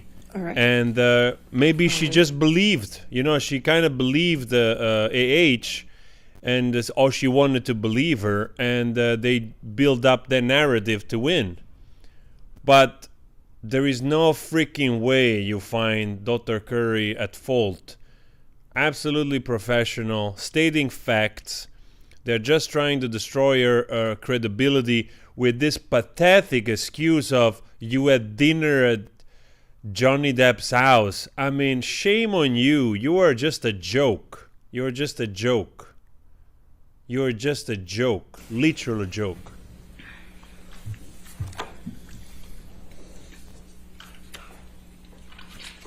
What a disgrace, man. What a disgrace. Like, as if the other doctor was not called in paid. As if Dr. Hughes was not paid. Literally, they contact Dr. Hughes, I think, in 2019, if I'm correct. Basically, to fit their narrative. They fished around to find... And this is, of course, all speculation, I'm saying. But, I'm doing entertainment here. I'm entitled to share my opinion. They literally went to fish for a doctor that will fit their narrative or help them out in their narrative that they want to Does the present witness here. Also have, okay. And Dr. Hughes literally Dr. Curry, did this a is your professional testimony job. from Day 10 in this case. and if trying you to can look at understand page that person. 2710, line 13. Now, my question was, is it your testimony under oath today that you have not been asked to testify concerning Ms. Heard's behavior in the context of her relationship with Mr. Depp, including any abuse? And your answer under oath to this jury that day was, that's correct. Yes. Correct? I still agree with that to that question. All right. And you have not made any determinations, including any opinions, that Ms. Heard abused Mr. Depp or Mr. Depp abused Ms. Heard, correct? Correct. Okay. And in fact, you said that's outside the scope. Yes. Right? Okay. Of psychology. And you cannot testify whether Amber Heard suffered any emotional distress as a result of any of the defamatory comments that she has alleged Mr. Waldman made through Mr. Depp, or Mr. Depp made through Mr. Waldman, correct? Objection, Your Honor. Do you want me to read my response? What's Sure. the objection? I'm sorry. What Hold on, okay, Dr. sorry, Curry. Your Honor. That's okay. What's the objection? Your own approach? Okay. Oh man, Dr. Curry, it's just fantastic. Every expert from JD team are professional, poised, elegant, just a masterclass in professionalism. I mean, I understand Elaine is doing her job, of course, but when you have to go, I know it's also a technique, you know, to do the sort of discrediting technique. So it's also something that lawyers do, but when you only rely on that, then you start to get suspicious. I start to get suspicious because I'm like, you can't do this with every expert all the time. That means that you got nothing. That means that you're afraid. That means that you're lying in my Now, book. You have not rendered any opinion as to whether Amber Heard exhibits patterns of behavior that would suggest her allegations of abuse against Mr. Depp are false. Would you agree? No. I mean, yes, I would agree with that. Thank you. And you have not, no, that's right. That's all I've got. No further questions. All right. Very good. Redirect. Finally, let's go some. And also, when Dr. Curry puts the glass on, it's the end. Boom. You were asked about the SCID. Yes. What's that? It's a structured clinical interview. It's for rendering a diagnosis. It's best for treatment because you're asking direct questions of the examinee and about symptoms. So if you have an examinee Guys, let's who hit has a tendency to 3,000 minimize, likes. you're not going Let's to get go. much information. Why didn't you use it? Because, well, first of all, I had a limited amount of time for my evaluation, and I had already had to use, just to complete the interview was extremely time consuming. And I had to even restructure it into handouts so that I could keep Ms. Heard on track.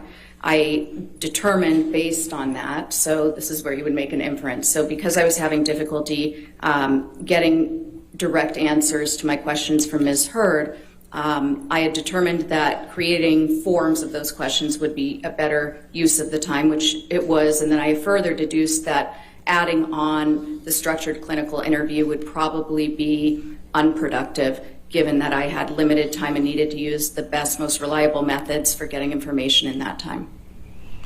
You were asked about the APA specialty guidelines, Yes. specifically 1.02 and Yes. 1.03. Have you complied with them? I have. No further questions. Thank you. Thank you. Dr. Curry, you can have a seat in the courtroom. you, You're Your free to Honor. go. Thank you, ma'am. Dr. Curry, again, professional. Professional. I'm not even, has nothing to do with the fact that she's a beautiful Let's go ahead and take our woman or morning whatever. recess for 15 minutes. Do not discuss the case and do not do any outside research, okay? It's just a fantastic testimony, just an incredibly professional person. Like really, really sad that they tried to discredit her. Look at Whitney looking at everywhere around, like they recognized me. I feel sorry a little bit for the sister. I think the sister, she's really torn in between her family and the truth, which is unfortunate, of course. Early as noon, just in case with the fluid of the trial. I'm not sure what time we can get to that motion, so. That's fine. Okay, just to let you know. They need to work on that. They're going to find out who the next witness is. So let's go ahead and take a recess until 10:55, okay? All right, thank you. Thank you. So again, I think two testimony, absolutely just. We got Kate Moss, we got Dr. Curry. What you could ask more? Kate Moss was short and sweet. and basically debunked. You know, this is the thing when you invent stuff, you see? Like, AH was on the stand. She was so desperate to validate her story that she had to drag in something that actually was fictional, something that actually was invented. And it's so freaking beautiful. You know, you talk about somebody as if you know them and you know actually what happened.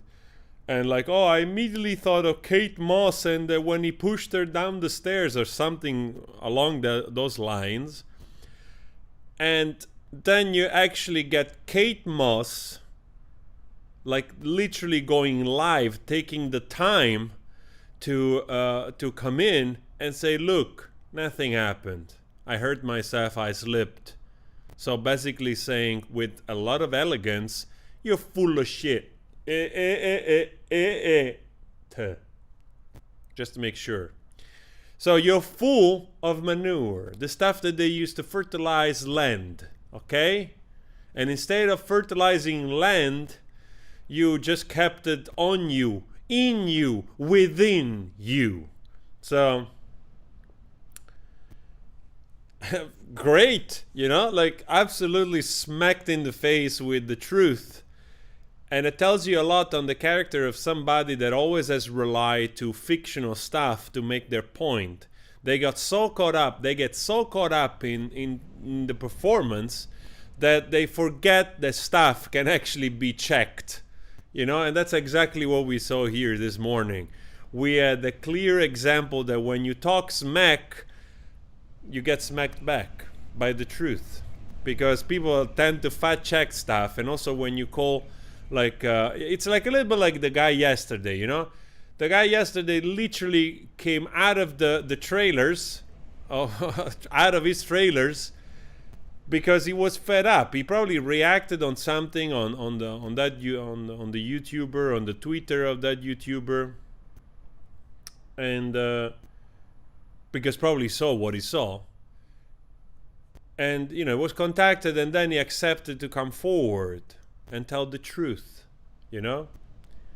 I'm telling you this, you know, like, there is really a lot of people, they just want to get involved into this type of stuff. So the guy that just went out of his way to make sure that he could share what he saw, what affected him, and to me, honestly, was also incredibly interesting that he slipped, that he revealed, even though he was blocked, and that part of his testimony stricken. It was very important that he said, you know, I've been in an emotional abusive relationship, so seeing what I saw of AH basically towering on top of JD, making him feel like a coward and was difficult to watch, triggered his emotional response. So I think it's probably a man that it's a victim, not a man, just a victim that recognized another victim, and he wanted to do what is right. And if we are all wrong on this, then we need Jesus. That's all I can say. I'm not even a believer, like in that way. I believe in spirituality. I believe, you know, in spirituality in general. I mean, I'm open to the mystery of the universe to that extent. But anyway, if we are all wrong, we literally have to go to church or something. We need salvation because we are crazy. We cannot see through the BS. You know what I mean? Oh my God.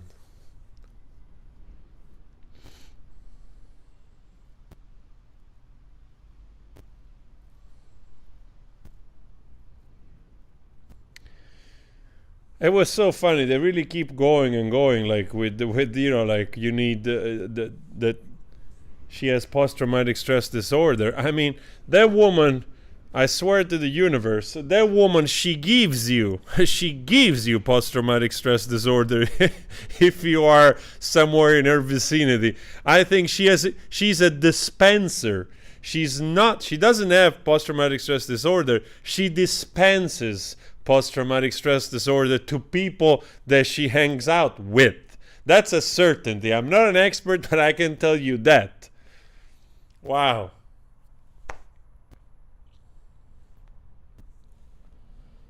Oh man, that's so funny, guys. Let's say now that we don't have much to do, we are almost at 3,000 like. If you want, of course you don't have to, but it's just nice for the chat and for the video. If you didn't press like or subscribe, you're welcome to do both, and you know that I'm super grateful for that. Let's keep rising. Let's keep going. We are really close to the end here, so. And I also think that we're not gonna hear much more from I don't think we're gonna hear much more from her team. I think her time is almost up. I think probably they have like less than an hour. They probably have less than an hour to cross. I think cross-examination is probably included in the time as well. I'm not certain of it. But yesterday the judge did a rough estimate saying that AH had around 1 hour left. So I think they spent a little bit of time here, like, I don't know, maybe 10 minutes or so, cross-examining Dr. Curry, maybe a little bit more. So they must have less than an hour, and JD has well above another 8 hours at least. So probably we're gonna see today and tomorrow mostly JD stuff, basically. To my understanding, if that's my understanding, that then it's good for the jury. Wow, man, I wish I could cut out the Kate Moss part right now. I cannot do it because I'm doing the stream. I would love just to do that. Ruth, thank you so much. Thank you so much, Ruth Christiansen, for the super chat. It's really my pleasure.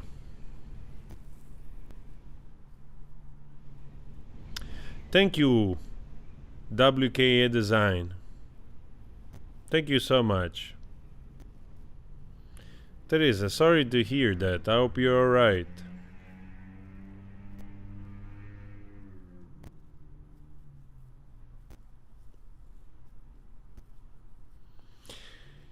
I mean, of course. I mean, like,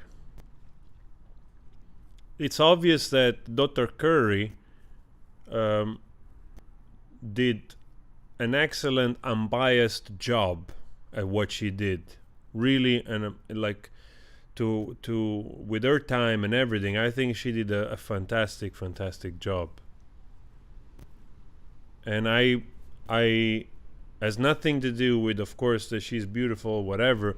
Just her energy, just the way she explains herself, just the way she was also open to the cross-examination, not taking it personal like the other psychologist yesterday. Like, just their energy, just their manners, the way they explain stuff, to me, they seem much more authentic and professional scientists, scientific people which they base their assessment on facts and number and observation, being careful with what they check and what they say.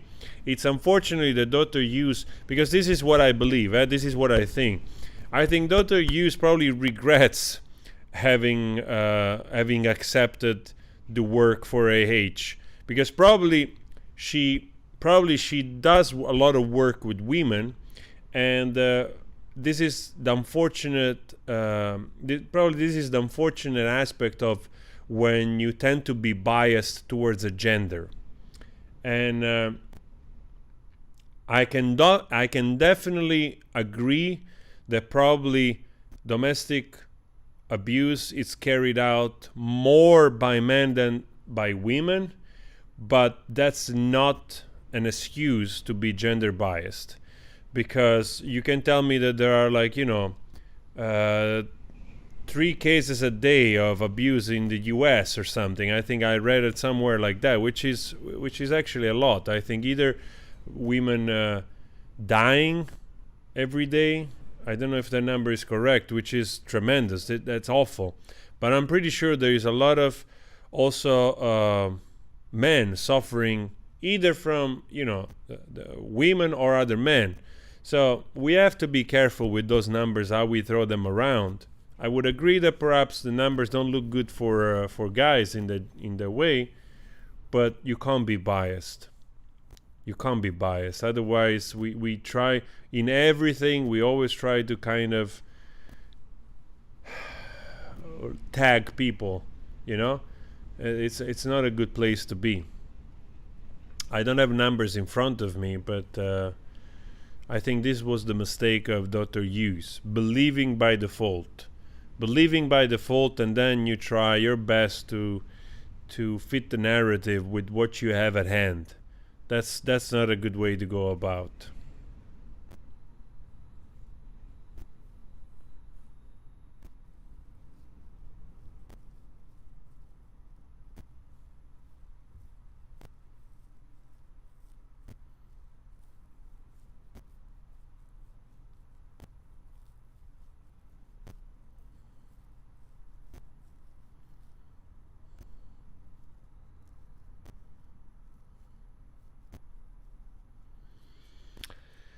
Yeah, I mean, there is no, there is no way. I've said this before. There is no way out of this, because AH most likely was lying, and all those lies are piling up. She thought that probably the pad was a good technique to get a little bit more attention on your career, and it was a misstep. It was truly a misstep.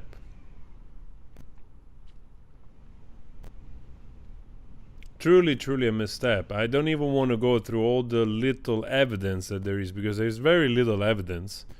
I mean, there's really close to none in terms of evidence. We have few pictures of her being a little bit like lightly bruised, and I don't even know if that's actually a bruise. It's like seems like just colored on the face, which has not changed. One thing that I learned when you impact somebody, when you hit anybody or you get hit, is that the shape of your face or whatever you get hit changes by swelling. Any kind of swelling, even if it's just a matter of a few millimeters, there is literally changes in the face, in the skin, and something. And the thing that is uncanny about those pictures is that literally you can overlay them on another picture of her face, and there is literally no swelling whatsoever. So, for as much as you want to believe, for as much as you want to be open to those pictures, you're like, I mean, they really don't seem to be much. They really don't seem to be anything. I mean, and conversely, you have some pictures of JD, which he has literally a swollen nose and a swollen eye. Like even days probably after the incident happened, and we have seen those, and they're there. Or the finger chopped off, or the other pictures where he had another bruise under the eyes. You could see that he was swollen, and he had something going on. So yeah.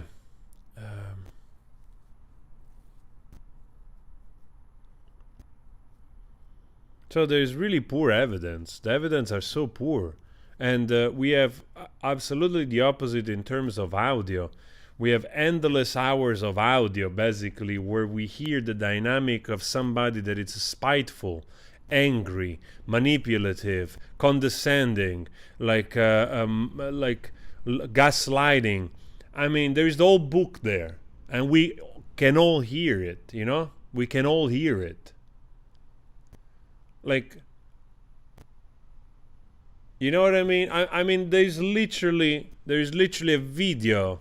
To me, that's also another, I find this so freaking remarkable. There's literally a video that the guy is angry and is smashing some cabinets, and then he finds out that it's being recorded, and instead of just blowing up, because you have to think of this, now we see the video, because that video was kept alive inside a phone that wasn't smashed.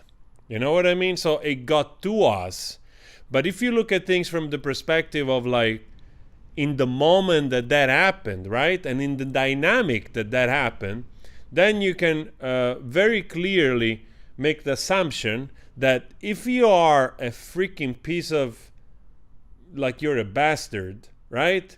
And you hit your wife really, and you discover your wife that she's recording you while you're mad, instead of taking your phone and putting it in a cabinet and then you remove yourself, you're angry, but you remove yourself from the event, and she goes back to pick up the phone and like she gives a little laugh and you're already gone, right?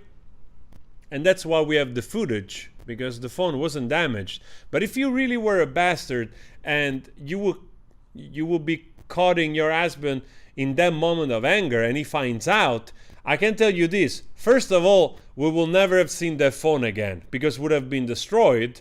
And second of all, she would have been like hammered for real. That didn't happen. So to me, like, at least maybe I'm simplifying stuff, but to me, that dynamic, it's already definitive for me. Because that's exactly a moment where somebody could lose his freaking temper, and there were all the prerogative. The guy was a little bit probably high or a little bit drunk. He was already pissed off. He finds out that it's being recorded, and instead of smashing the phone and smashing her, for instance, which you would expect from a bastard like that, right? From a monster like that, the guy left. And that's why we have the footage. I mean, come on. You really think we are that stupid?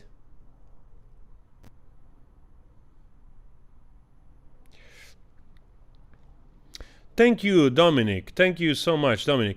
Yes, my book is, I'll talk, we have 1 minute, I'll talk about later as well.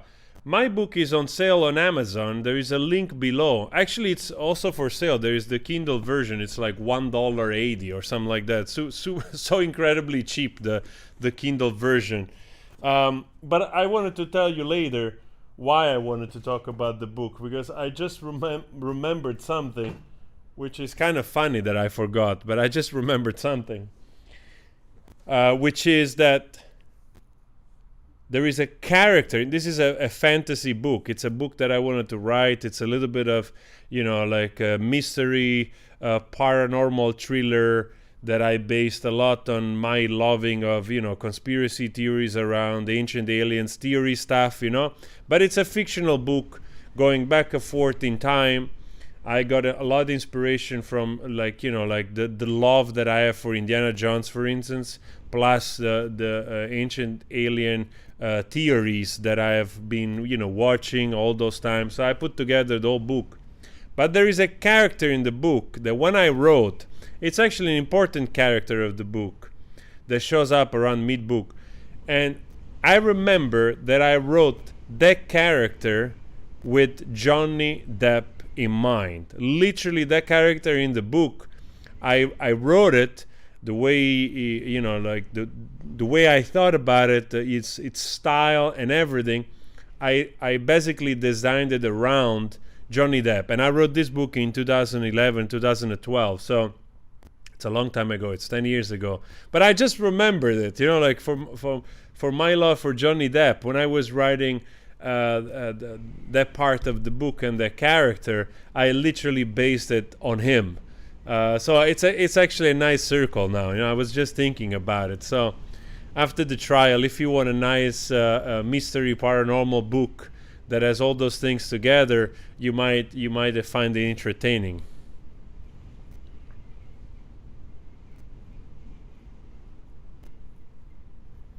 Here we go. We're almost there. All right, I'm gonna get the volume is up. We have an issue we'd like to raise. Okay, sure. All right. Nice. All right, let's see, what do we got here. I have to be honest. I'm so happy that this trial brought us together, more people together, But I have to be also honest. I'm also totally fed up with Elaine Rottenborn and all those people, and it's not their fault. They're doing their job. Sometimes I look at Rottenborn and I think he's truly questioning his life decision for sure. I think he's like, I'm on the wrong side of history here. That's the face that he has sometimes. He has the face like, shit, my father is gonna be so disappointed in me. Like that kind of face, you know what I mean? So I feel a little bit bad for them as well. But I have to admit, I'm so tired of these freaking people. You have no idea of their cross-examination and this whole charade. Oh my God. By the way, today it's pizza day. I think I'm gonna order a pizza for 6:30.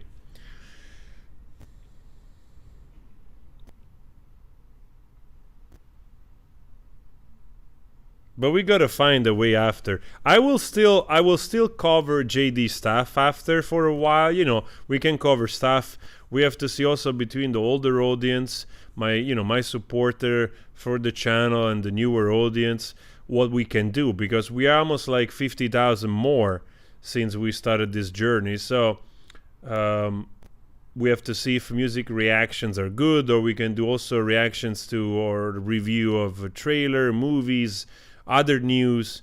You know, we can do that kind of stuff, also to do other type of lives. I also enjoy talking about a little bit everything, you know, all kinds of issues, presenting that type of, like a little bit like small podcast oriented things, you know. So I'm sure we can figure out a way to do stuff.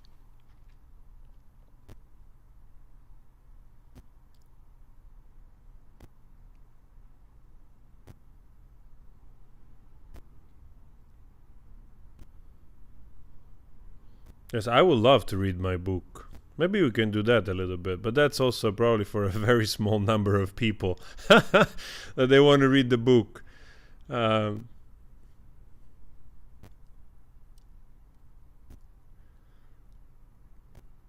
Yes, guys. I'm a creative person. I paint, I sing, I like to write. Even though this is the only book I wrote, mostly I write songs. You know, like lyrics. I have some songs out. I've been painting for more than 20 years. I'm a creative spirit, but I also enjoy like well-being, like growing, you know, sharing that type of journey,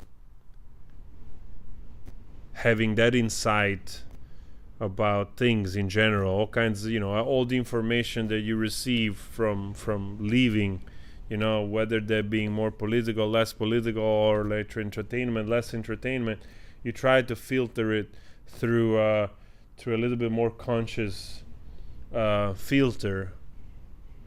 Try to learn and progress and get better, and in the process perhaps share that growth in whatever shape or form. In the end of the day, I think that's a little bit what we're all supposed to do, whether you do it towards your kid, you know, towards your friends, surrounding. Some people can do it, you know, writing a book or writing a song. I think at the end of the day, the purpose here is that. Trying to get along, enjoy your conscious life, you being aware of your life, enjoy your existence, and in the process, leaving something good behind. All right, thank you for the super chat again, Dominic, and also Indigo. Thank you so much. Thank you so much, Indigo.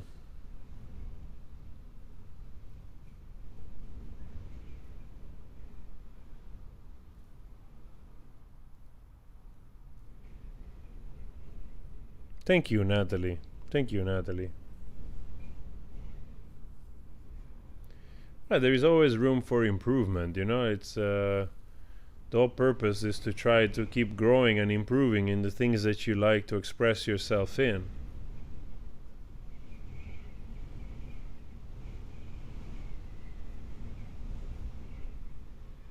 Yes, exactly, guys. Also, today we might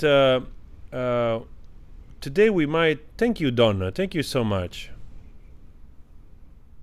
Thank you so much. I really appreciate that. Thank you, Laila.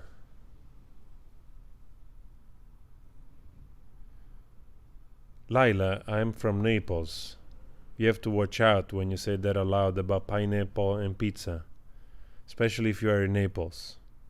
It's just an advice. I'm not saying you're not supposed to. You do, you know. I've tried it once. I actually made a video, I think, some time ago. I made a video trying out.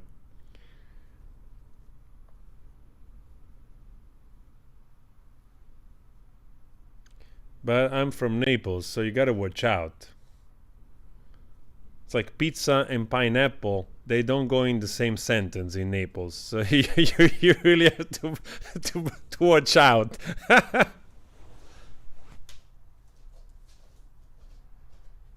Sì, sono di Napoli.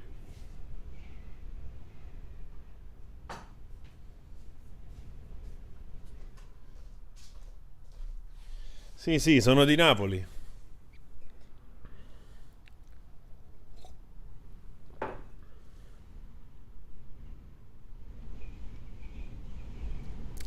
Julia, thank you so much. Julia, I appreciate that very much. Oh, don't get me started on pizza. I'm a pizza snob. That's not true. I like stuff made well. You know, when it comes to food, I like food that it's made the way it's supposed to be made in terms of ingredients, the care for the ingredients, the way it's worked, you know, in a more artisan way, because it's my body, it's your body, you know, you put those stuff in your mouth, so stuff has to be good, you know. Thank you so much, Haywood. Actually, Haywood, I'm actually from Sorrento. I mean, I said Naples because everybody knows Naples, but in fact I'm from Sorrento.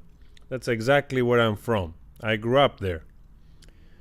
I grew up in Sorrento.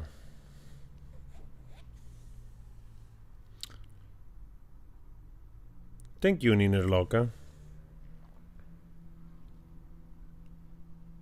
Okay, sorry guys, I'm changing the battery. Just a second.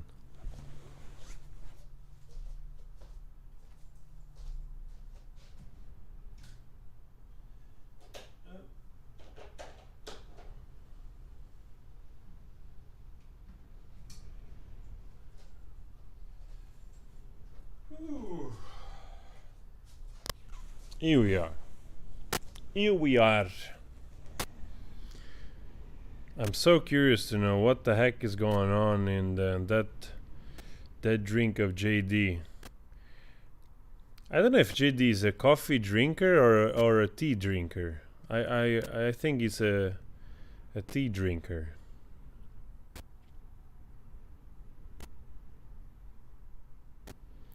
Guys, you're making me hungry with all this food commenting now. I'm seeing all this stuff, you know.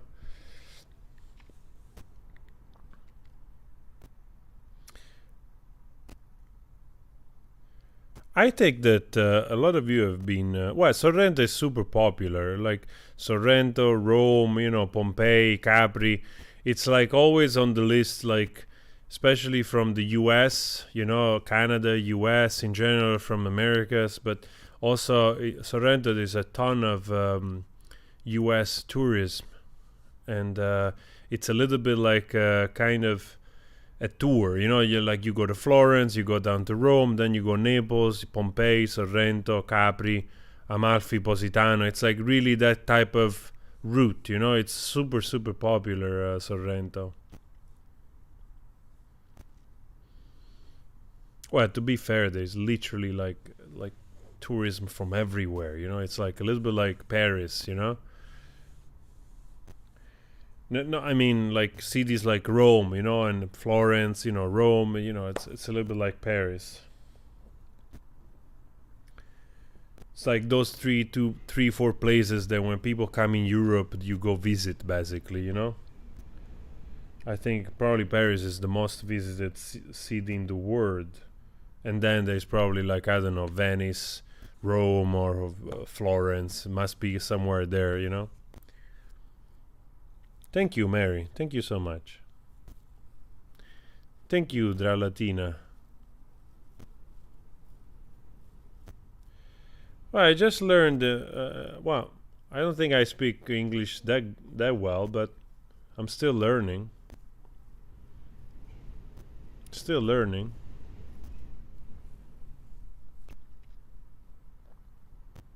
Australia, Brisbane, awesome.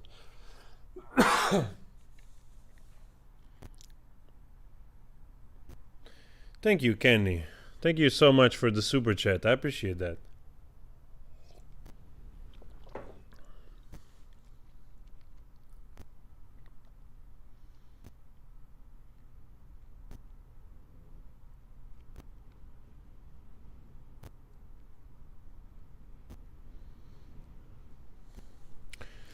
Yeah, it's nice. I mean, Europe, it's, you know, of course, there are so many countries, but in Europe, but it's also something I would love to do at a certain point. Start to visit all those cities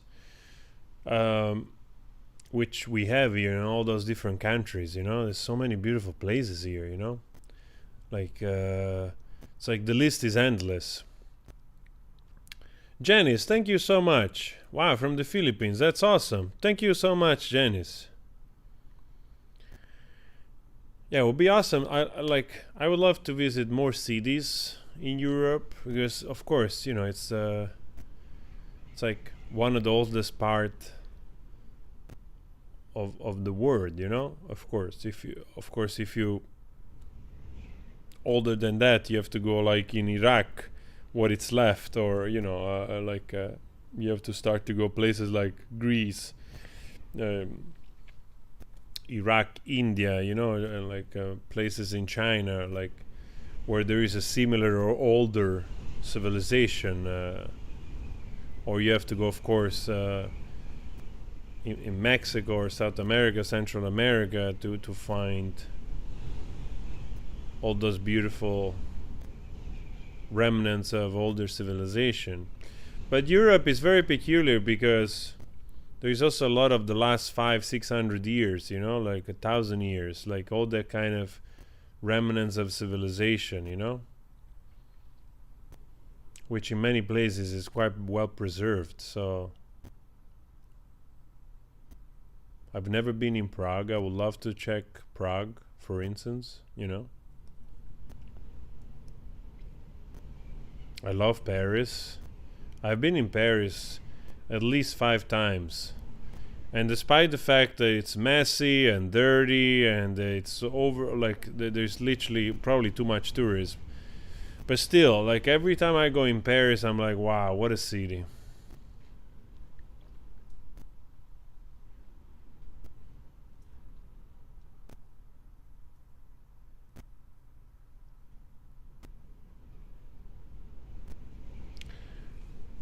Yeah, like, oh, of course, Amsterdam is freaking beautiful, man. If you've never been in Amsterdam, and I mean, I'm Italian, and if you've never been in Amsterdam, it's little jewel, like really, like, you know, you live here, you get a little bit used to it, but Amsterdam, the center, it's just absolutely fantastic. Such a jewel of a country, you know, like, and then here also, if you start to go a little bit down, you go to Brugge, you go to Ghent, Brugge, which is absolutely fantastic cities. But yes, definitely, if you've never been in Amsterdam, definitely go visit. Fantastic city. Thank you, Lucy. Thank you so much. Thank you, Rita. Orange County, California. That's awesome.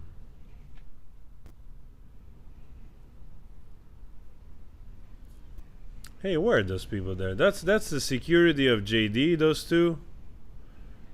Ercilia. Thank you, Ercilia.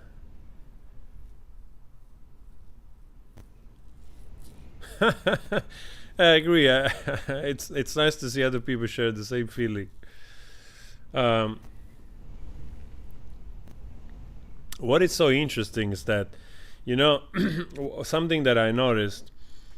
You notice that in the gallery here, the courthouse, mostly are women. And they're JD supporters. So, and honestly, I think that because a ton of these women, the majority of women in general, they smell through the BS of AH. They can probably literally see the BS. All right, your next witness. And just smell I'm the sorry. BS, Let's you get know? the jury first, right? All right, you ready for the jury? Oh, by the way, all right, I'll say later. I'll tell you later. All right, guys. Before we go, hit the like. Let's go at 3,500 likes. We're almost there. In a way, I just want the AH team to finish their time. So let's hope that it's them. So they speak for another half an hour, whatever, another hour. Then we go to dinner break, and then at least they're finished. Ah, that would be the day. That would be the day.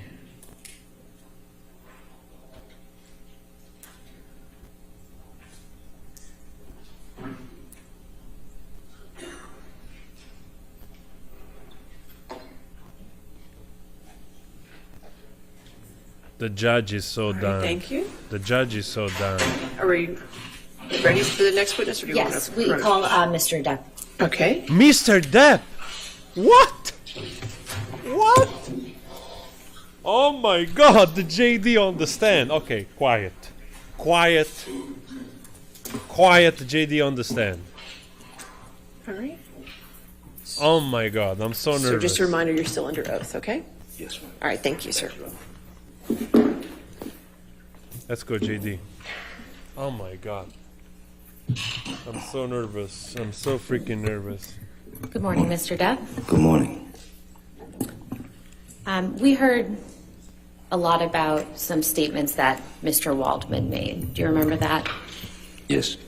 And Mr. Waldman is your attorney or was your attorney? Yes.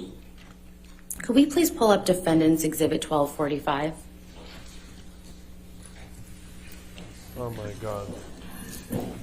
And this is already in evidence, so permission to please Yes. publish. If we could scroll down to the second page. Mr. Depp, do you see the statement here attributed to Mr. Waldman? Yes, I do. When's the first time that you saw this statement?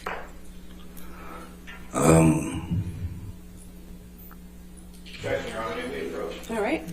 Rottenborn is already getting ready. I like JD laughing like Rottenborn. Look how nervous she is. Huh?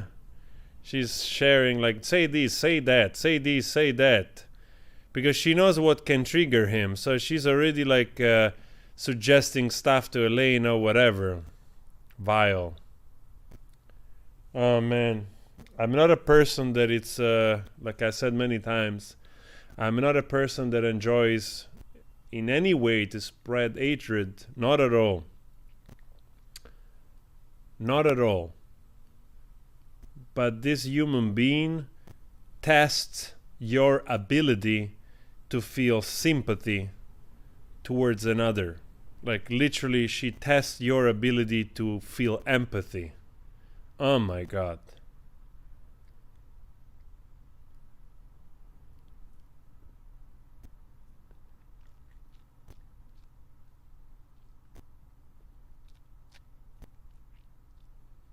Let's go, JD. Let's go, JD. Stay calm. Rottenborn. It's just, it's just like what the name suggests. Please So, put it back up. Thank you. Mr. Depp, when is the first time that you saw this statement by Mr. Waldman? The first time that I ever saw this statement was in August. It was when the piece was wait, what is happening? Wait, what is happening? This is the first time that I saw any of these statements. Can we please pull up Defendants?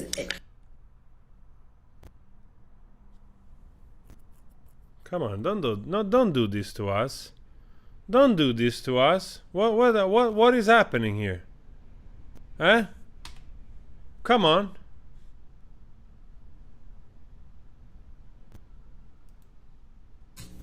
This is the first time that I saw any of these statements. Can we please pull up Defendants Exhibit 1246? This is also already in evidence. Thank you. If we could scroll down to the second page, or the third perhaps. Thank you. Mr. Depp, do you see this statement that's attributed to Mr. Waldman here? Oh, you gotta be freaking kidding me. Yeah. And when is the first time that you saw?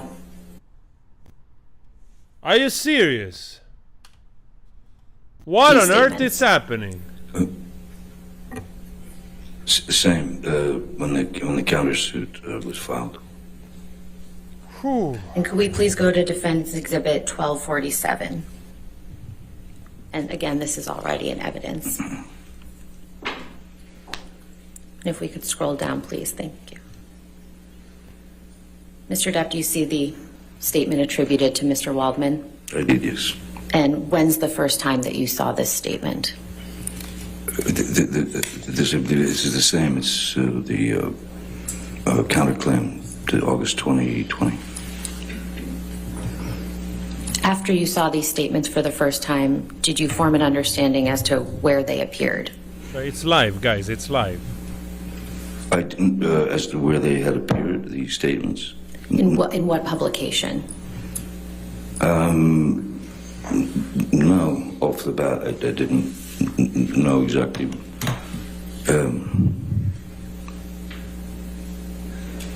It just seemed like a lot of word salad to me.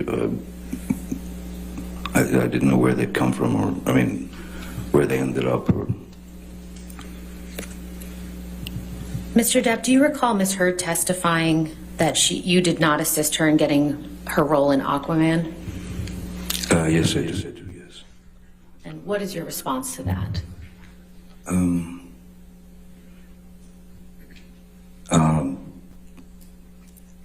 It's not exactly true. Do you know when Ms. Heard first auditioned for Aquaman? Strangely, I know the date and everything. Well, no, yes, I do know the date, because I was scheduled with my band, the Hollywood Vampires. We had done 2 shows at the She's getting Roxy, nervous. which is a place in Los Angeles, to rehearse for we were invited to play at the Rock in Rio concert, which is a huge rock and roll festival. Yeah, Rock and So we did Rio. the 2 shows to go to Rio and play there. Miss Heard had wanted to come with me, and Whitney, her sister, had come as well. While we were there in Rio, we were rehearsing, getting ready for the show. Miss Heard informed me that she would have to get back to Los Angeles for an audition, meaning it's basically after our 2-hour show or whatever, we would have to get on the plane immediately to make it back to Los Angeles for this audition. And that audition was at Warner Brothers. It was whatever film it was. And when were you performing at the Rock in Rio? Oh, sorry. Yeah, that was I believe it was the 24th of September. In what year? That was 15. What do you understand happened after Ms. Heard auditioned Look for how Aquaman? smug she is. Look how smug she is. After Ms. Heard's audition, or possibly auditions, for Warner Brothers and I suppose the creative team,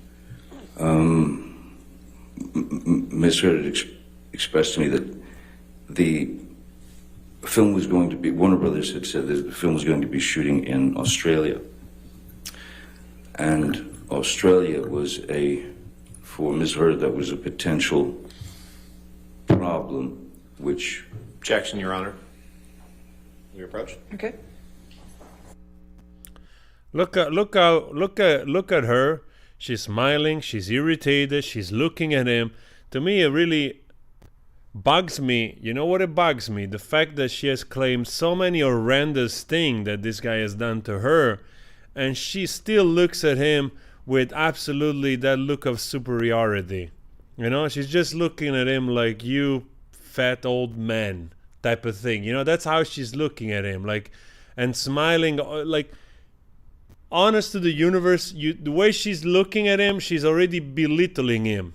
You know what I mean? To me, there is no trace of somebody that is afraid, that it has post-traumatic stress disorder.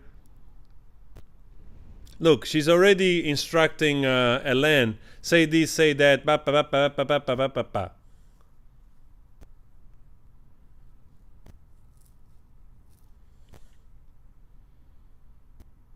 Poor JD. I wish he had said nothing about helping her out, because most likely he helped her out. Come on. Let's face it. Look, she's smiling, she's nervous.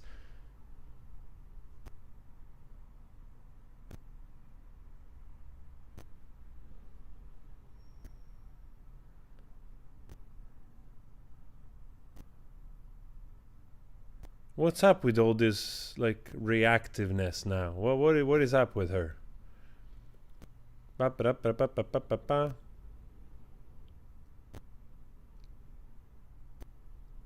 Oh my God.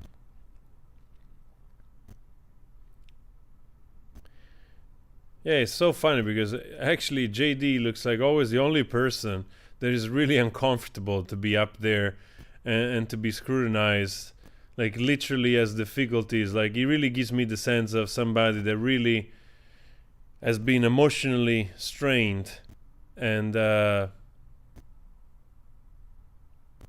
kind of shows.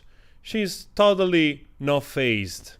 She's totally not fazed by him, what he's saying. She's probably just irritated because her ego, it's been, again, questioned. You know, like look at that. I apologize, Mr. Depp. Could you please continue? What happened after Miss Heard auditioned for Aquaman?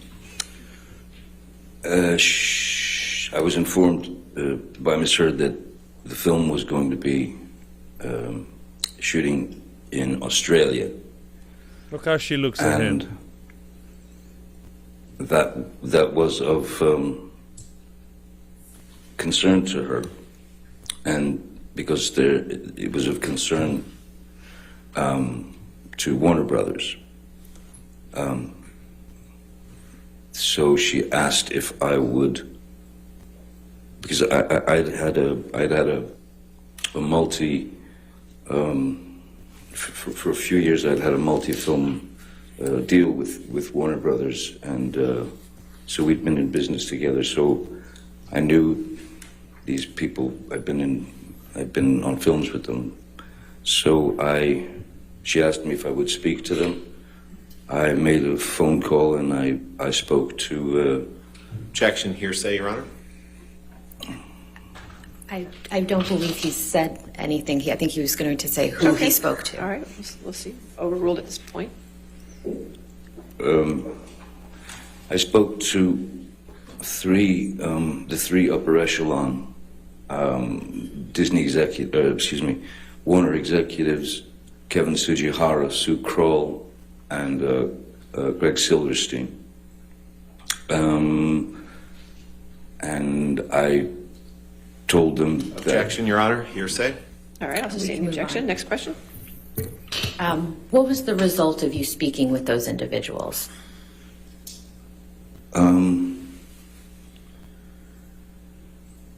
Well, Come on, Johnny. Come on. I can only say that ultimately she did get the job in the film.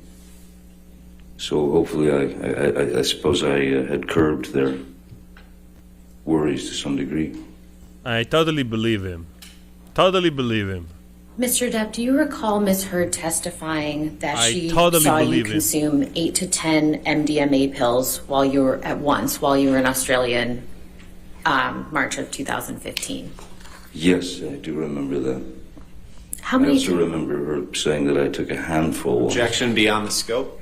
Question. Sorry, that was extra residue. All right, I'll sustain the objection. Next question. How many times have you done MDMA in your life, Mr. Depp? Look how smug she is. Like, Actually, not that many times, I would say, in my lifetime. Maybe look how smug she is. Look at that. in my lifetime, MDMA, 6, 7, maybe.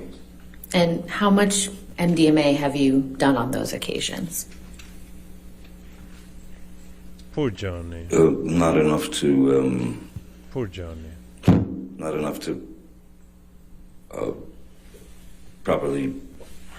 Well, not enough to properly experience what the chemicals are supposed to do to you.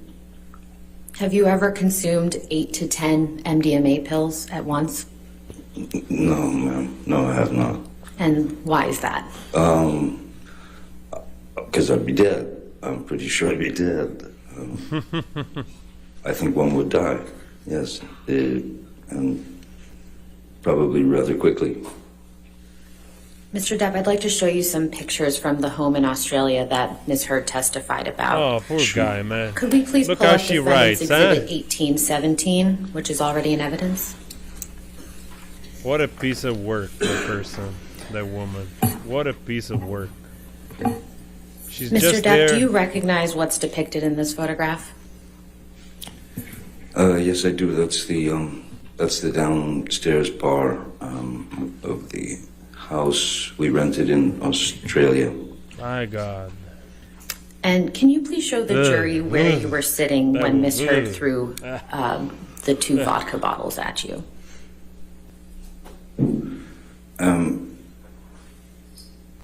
If I touch this thing, it'll make a Yes, mark. it will. Yes. Okay. So this chair, that one here, was over here. And it was in pretty much when I was turned around toward, they were on a swivel, so when I was turned around towards the bar, I'm facing the bar. When I turned around this way, this chair here was in pretty much exactly this same position as this chair. It was when I was facing Miss Heard, who was, let's say she was, if you're looking at the photograph, she would be about here. Could you draw a line in the direction where Ms. Heard was relative to where you were sitting? Yes, absolutely. So if I'm sitting here,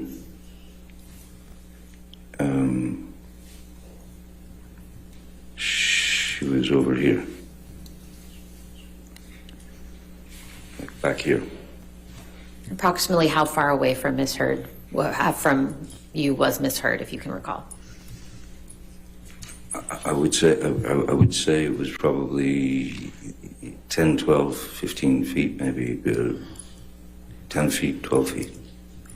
And approximately where was your hand when the vodka bottle hit it? It was leaning. My arm was leaning on the marble bar. Poor Johnny. Right there where that imaginary seat is, and leaning, kind of just leaning back and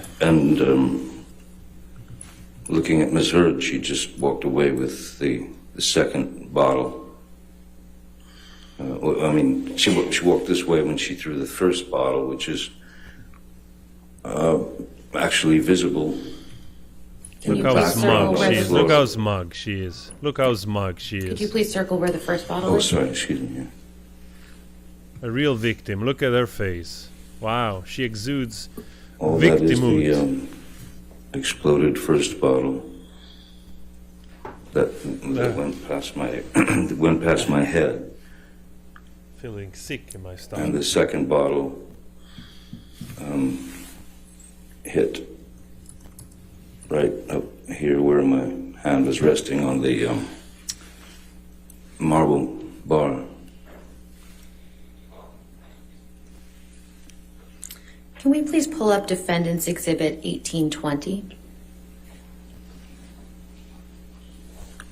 It's like, look how smug she is. It's Mr. Depp, do you unbelievable. recognize what's depicted in this photograph?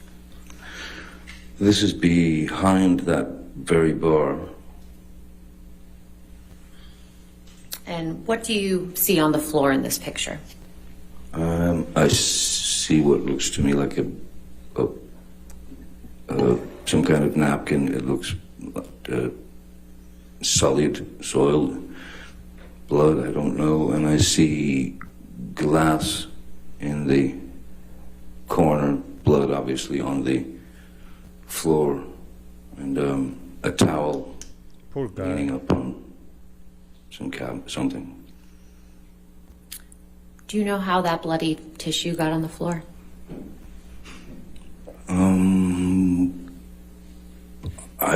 My best guess, Objection calls for speculation. Sustained. Do you know how the blood got on the floor, Mr. Depp? I know how the blood got on the floor. It came from my dripping finger. So that's why the tissue is I'm 99.9% sure, since it is, looks like it's got blood on it as well, is what I held my finger with. Do you see the wall on the left side of the photograph? I do. Was there a wall-mounted phone on that wall? On the left side of the photo, no, I didn't. No, not that I recall. No. Could we please pull up Defendants Exhibit 394, which is already in evidence? Yes, ma'am. She's just a liar. That's what it is. Mr. Depp, do you recognize this text message? I do. And what is this message?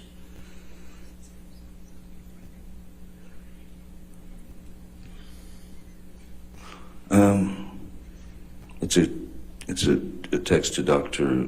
Kipper.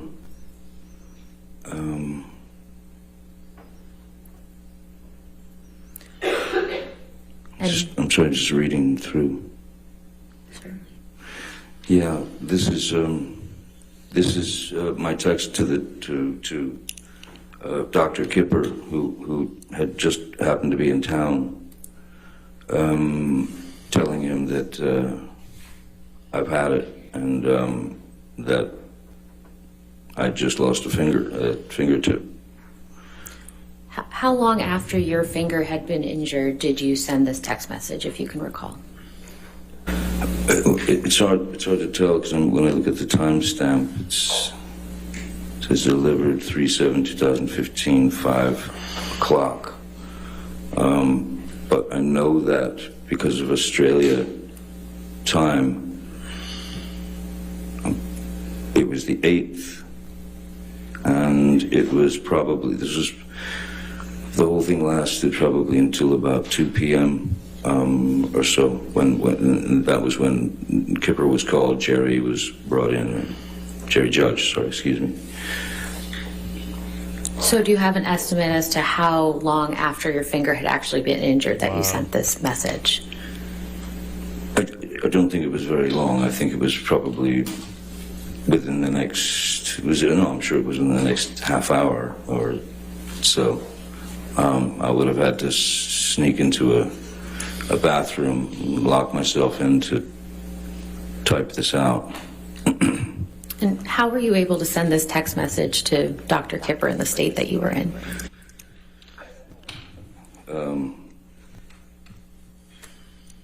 Well, he wasn't available at the time, so just sort of thumb your way through, don't you? How long after sending this text message did you see Dr. Kipper? I don't recall it. I think it took them probably 30 minutes or more, 30 to 40 minutes to get there. And what did Dr. Kipper do when he first arrived at the home? Oh, the first thing he wanted to do is inspect the damage of my finger and try and figure out exactly what had happened, how it happened. And what did you tell Dr. Kipper about how your finger had been injured? Objection, Your Honor. May we approach? Hearsay. We've All right, discussed that's this fine. several times. Let's go. Rottenborn. Oh my God, Rottenborn. I mean, look at that text. Look at that text. To me, that message is already full of regrets for having like given up, you know, to have opened up, sorry, to that woman. I mean, that text message which we were not supposed to see, because now it's easy to think like with the eyes of the voyeuristic, you know, a spectator basically, to think that, you know, this text was not meant to be seen. That guy was telling literally the truth, you know? It's like, I have had enough. I have enough of this belittling, of her rants. Look, she's constantly smiling. She's belittling him like, don't worry, I'm going to get to you. This is what I'm going to write. I give it to Rottenborn. I know how to trigger you. That's exactly what she's doing. She's calculating right now. You see, she's calculating because she, even this moment, she knows how to get back at him. To me, this is scary. JD is literally the face of somebody abused right there. Like, literally doesn't want to be there. Like, it's you know, hunching in between his shoulder, like frowning. And she's just like, haha, don't worry, I'll get him. Ooh, look at that. So much post-traumatic stress disorder right there. I'm in shock. Look how much post-traumatic stress she shows. Unbelievable. She doesn't give a damn about that guy. Never been afraid. Never. Not now. Not before. Not in the future. Not afraid. I've said this a million times. Mr. Depp, when Dr. Kipper was treating your finger, what did you tell him about how your finger became injured?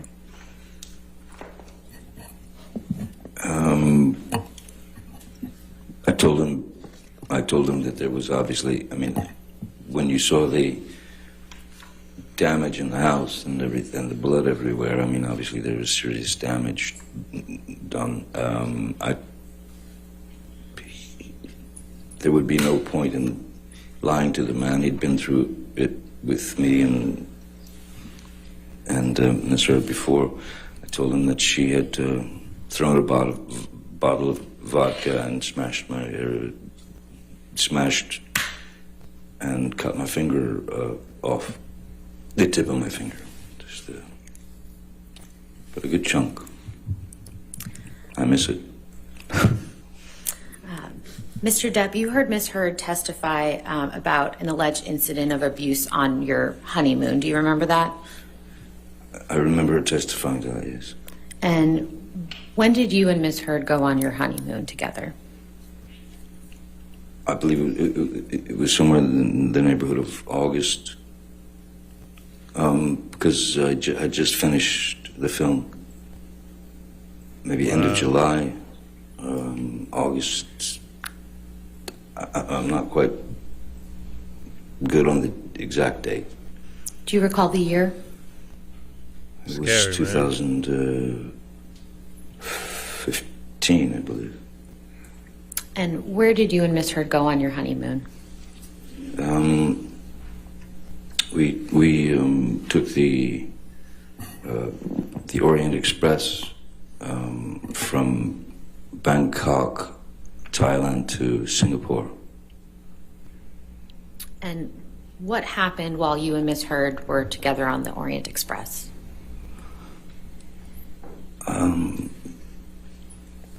There were times when it was very agreeable, very nice. And then there were times when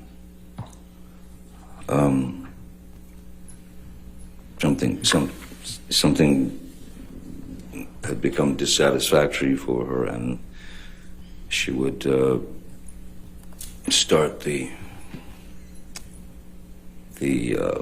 rant, the blooming of a fight would be on deck there, and we know, we've heard that. And at one point, it didn't. I mean, I don't remember it lasting long at all. I just remember that I took a pretty good shot to the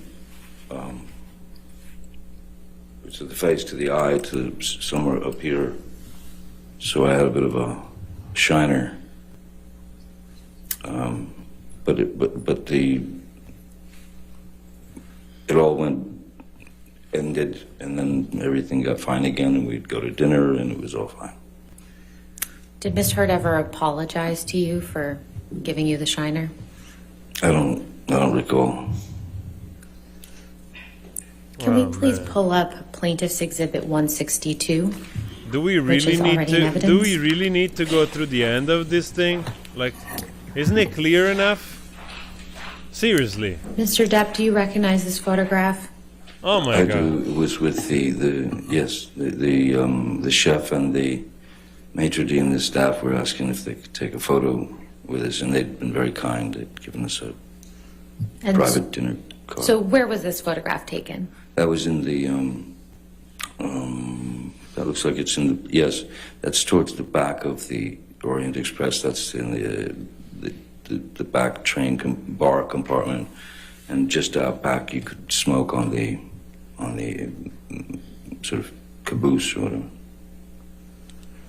And what, if any, injuries do you have in this photograph?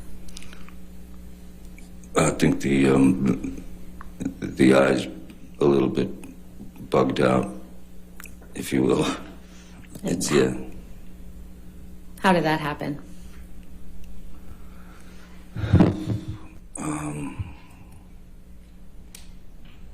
These things could happen very quickly if you disagreed. Thank you, Sage. Objection, Your Honor, non-responsive. She just asked, how did that happen? I believe he was about to explain. Well, I'll sustain the objection. Okay. So, Mr. Depp, specifically, how did the injury in this photograph occur? I'm sure it hit me. Is that better? Does this picture accurately reflect what you looked like on that date? I don't look at myself much, but it certainly looks like me with a black eye. Yeah. Does this Look how picture she's appear to have smiling. been Look how she's smiling. photoshopped in any way? No, I think it would be difficult to photograph or to start getting into sort of digital processing with a number of people in the shot, especially in a wide shot. Could we please pull up Plaintiff's Exhibit 1301, and this is a new one, Your Honor, so this is not in evidence. Johnny got back at Rottenborn very subtly. My respect, my Mr. man. Depp, do you recognize what's reflected in this photograph? Yes, this is the staff. It's the manager and his staff at the Raffles Hotel in Singapore. This is the picture I reviewed. Before we left, they asked if they could take a photograph with us. And when was this photograph taken? Well, that would have been, we were off the Orient Express. We stayed in Raffles, I believe, a few days. And then from there we flew to San Francisco. So this photograph was taken after the photograph we just looked at? This photograph was taken after the photograph in the dining car of the train, yes. Your Honor, I'd move Plaintiff's Exhibit 1301 into evidence. Pardon, any objection? Oh, happy honeymoon. So it's Any 31st of October. any objection? No objection, Your Honor. All right, 1301 is in evidence, can be published to the jury. I have reviewed this picture. I put it in one of my videos. Mr. Depp, what, if any, injuries do you see on your face in this photograph? I see pretty much the same. I see that the area in here has been is Swollen. swollen and Very good. yeah, there's a bit of a shiner there. Thank you. We can take this down. I mean, I can see that it's swollen from that far. Look how Mr. Depp, smug. do you recall Ms. Heard testifying that she That's not normal. punched you in the staircase incident because she thought of Kate Moss in the stairs? Oh, here we go. Huh? Do I remember her saying that? Yes. Yes, I do. 3 times. Yes, I do. Do you have any understanding as to what Ms. Heard was referring to? Yes, I do. And As Kate Moss, Kate testified, it was many, many years ago. And exactly what happened is what she said happened. I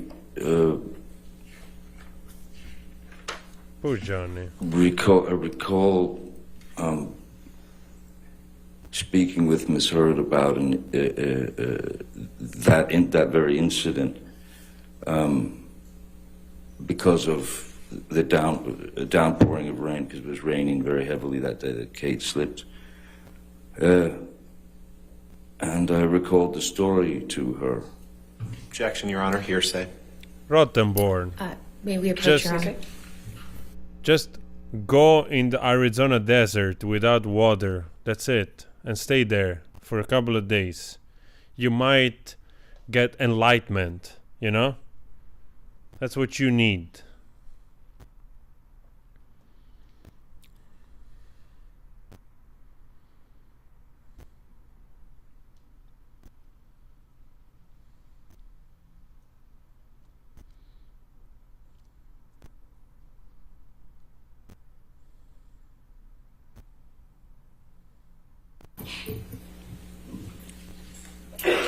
Please continue, Mr. Depp. What did you tell Ms. Heard about the staircase, or Kate Moss? I'll make it easy for Mr. Rottenborn. Miss Heard took the story and turned it into a very ugly incident, all in her mind.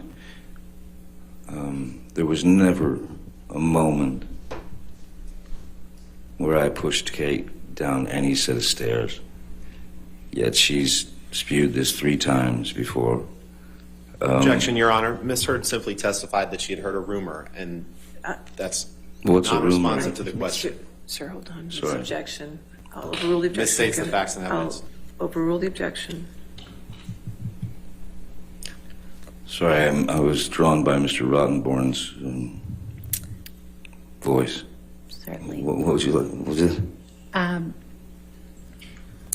So what specifically had you actually told Ms. Heard Keep it about together, Johnny. Keep it the together. incident with Ms. Keep Moss it in together, the Johnny. stairs? Very simply that we were in Jamaica. I had left our bungalow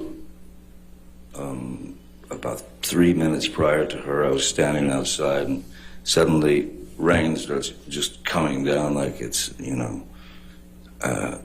monsoon. And then I remember looking and seeing Kate coming out the door, and there were 3 little wooden stairs, and she slipped, her legs went up, and she landed directly on her coccyx and her lower back.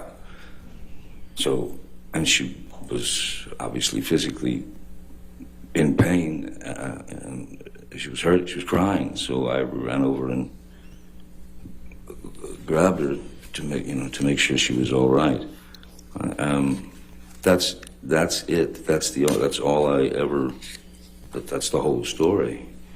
But then the rumor of it, I'd never heard a rumor of that before Miss Heard grabbed hold of it. It's like that, I'm sorry. Mr. Depp, we heard testimony from Miss Heard's sister, Whitney, during this trial. Do you remember that? Yes. And how would you describe your relationship with Whitney when you were in a relationship with Miss Heard? I liked Whitney very much. Initially, I mean, when I first met her, I liked her very much, and grew to love Whitney. Very much. Show Whitney. Show Whitney.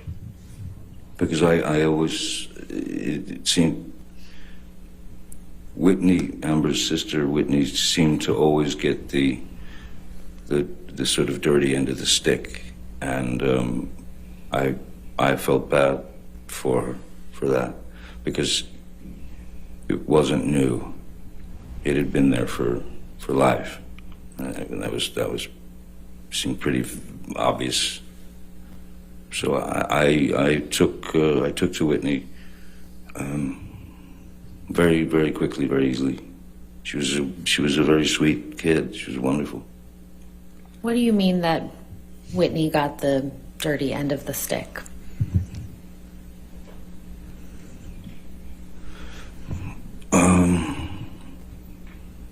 It was a kind of a strange combination of loving sister, trusted sister and friend, and then lackey, and then, you know, either the punching bag or the dartboard, or the recipient of some rather demeaning and ugly words, or she would have wine thrown in her face. And who was the source of those demeaning words and the wine that you just referenced? Well, that would be Amber Heard, her sister. And Look how she's smiling. how do you know that? Well, I witnessed quite a lot of it. The wine in the face Wow, look how smart was she something that is. happened in New York, which That's not normal, man. I think that even made it into the papers. I believe that even made it into the papers. It was in an elevator. That's not normal. How did Look you at first that. learn about that incident? Miss Heard told me in detail. What else did you observe of Miss Heard and her sister Whitney's interactions during your relationship with Miss Heard? They were just constantly up and down, but I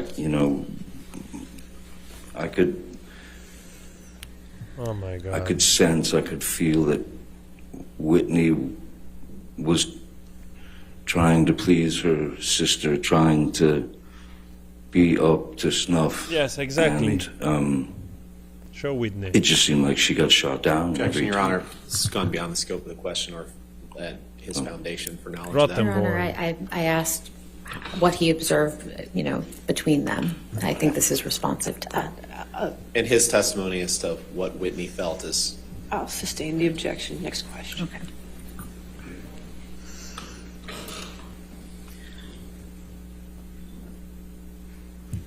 Okay. Did you ever see Miss Heard physically attack Whitney? No, I've never seen any full-on blowouts, physical blowouts between them. Tons of verbal objection blowouts. beyond the scope. Overruled. I've certainly seen Miss Heard grab Whitney, push her around. Wow, look There at were that a face. number. There were half a dozen times when some of us, whoever was in My the God. general vicinity, would have to leave. This is at Orange, when Whitney and Amber were living at Orange. Oh my God. Whitney and her boyfriend at the time, Sean Krajewski, and we had to leave the apartment and Why wait was in that? the car while they fought. And when you say fought, do you mean Physical. physically or? Physical. And when you said Ms. Heard would push Whitney around, do you mean that physically push her or metaphorically? Both. You heard Whitney testify that she lived in Penthouse 4 at the Eastern Columbia building for a time, correct? That is correct, yes. How did Whitney come to live Oh my in God. Penthouse 4? This woman cannot win. My We are recollection doomed. when Whitney if first she came wins. to stay at the Eastern Columbia building in Penthouse 4 was she and her boyfriend, Sean, had broken up. And she needed a place to go. And so Amber asked if she could stay in Penthouse 4, and I said, well, of course, of course, you know. How long did Whitney live in Penthouse 4?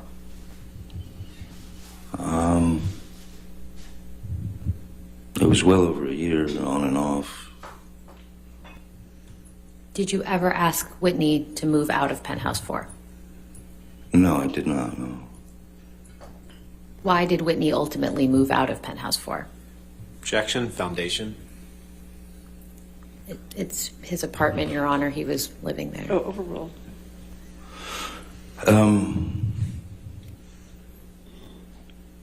Whitney moved out of Penthouse 4 long before the marriage. And it was due to an argument that Ms. Heard and Whitney had,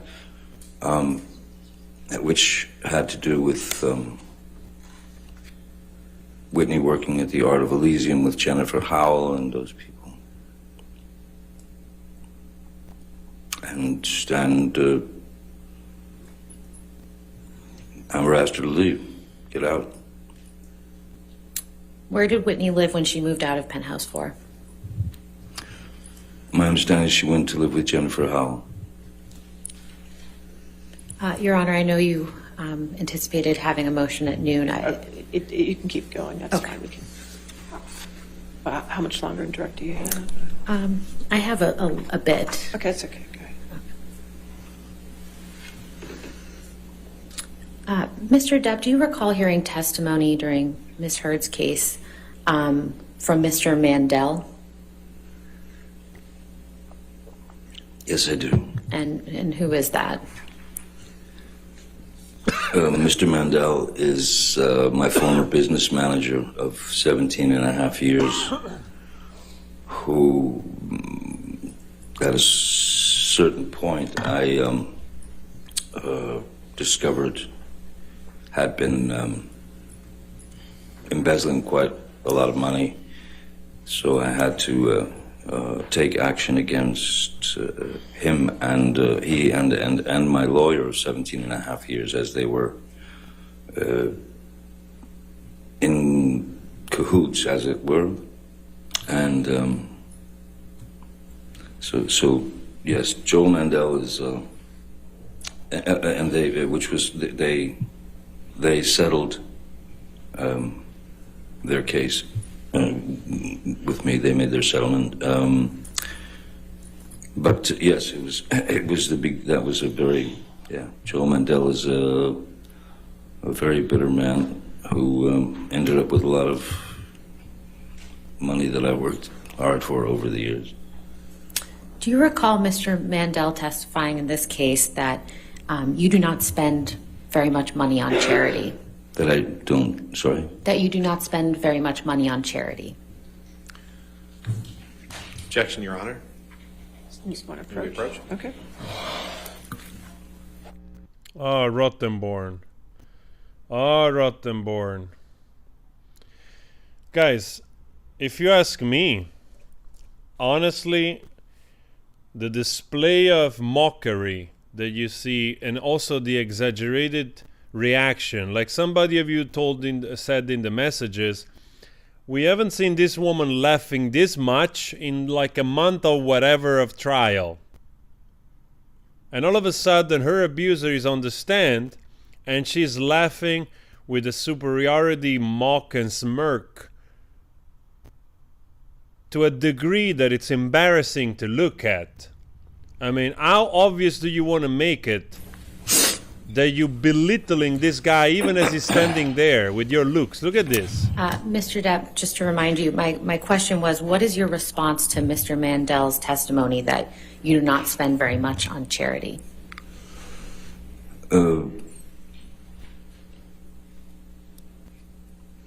My response to that is Mr. Mandel is a very bitter man, and one thing about that, myself personally, with regard to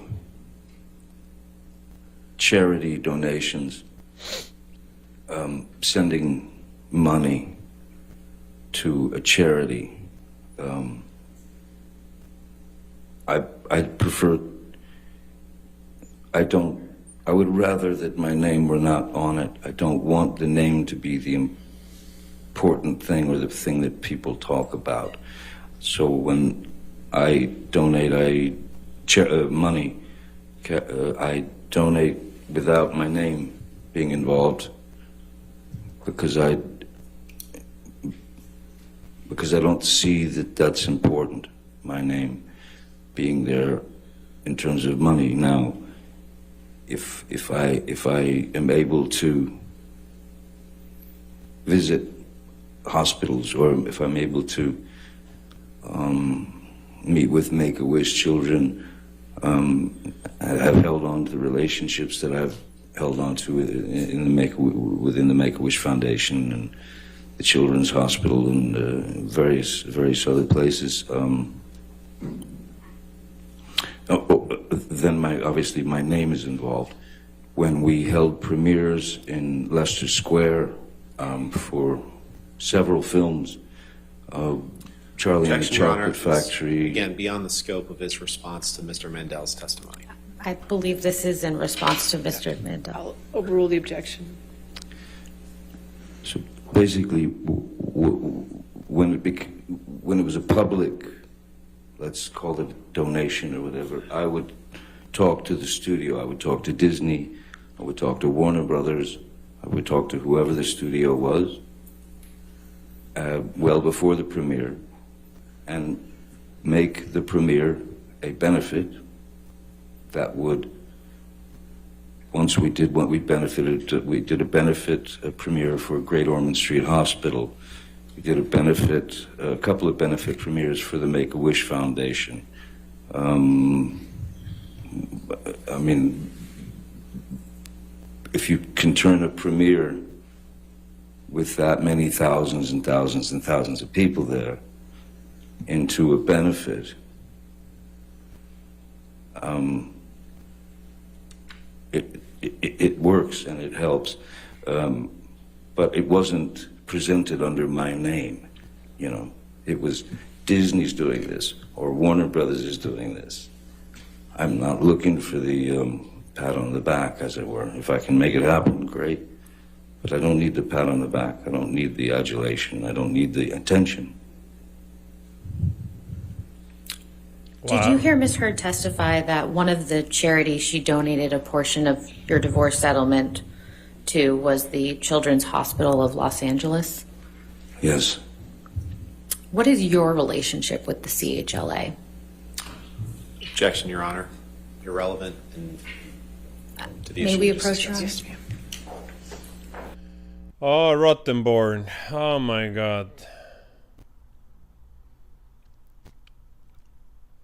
What a piece of work. What a piece of work, Rottenborn. Oh my God.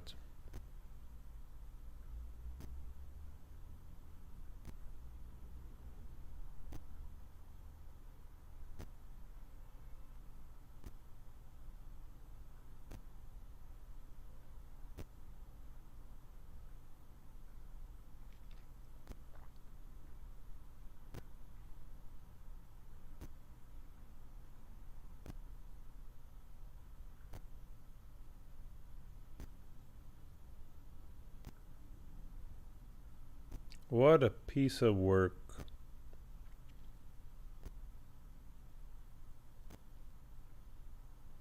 What a piece of work. Ah, look at Whitney. Look at that. You're guilty as you stand right there, like you have guilt dripping off your face. Unbelievable. It's like she's also super uncomfortable because she feels she's been observed. I'm pretty sure that if you get some kind of a behavioral expert, she's so conscious of people around her, she's really like jittery. See, every movement she reacts to, the cops and the people, like she's kind of scanning in a tent. She cannot settle in.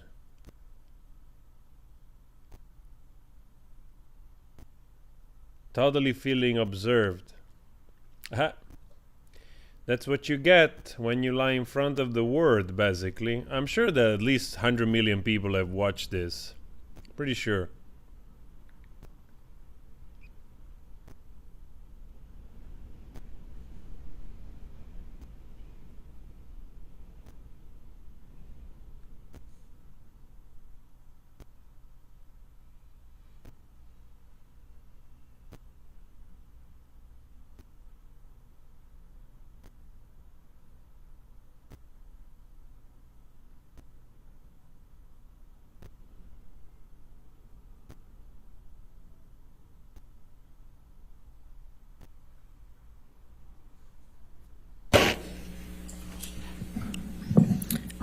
Mr. Depp, what is your relationship with the CHLA?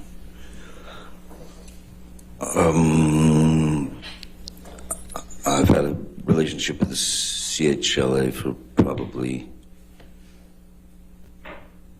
20 years or so. And what's just the nature of that relationship? Well, essentially, sometimes there are Make-A-Wish kids who are in the hospital there, and that their wish is to... Objection, Your Honor. Yes. Your Honor, may we approach? Okay. Sure.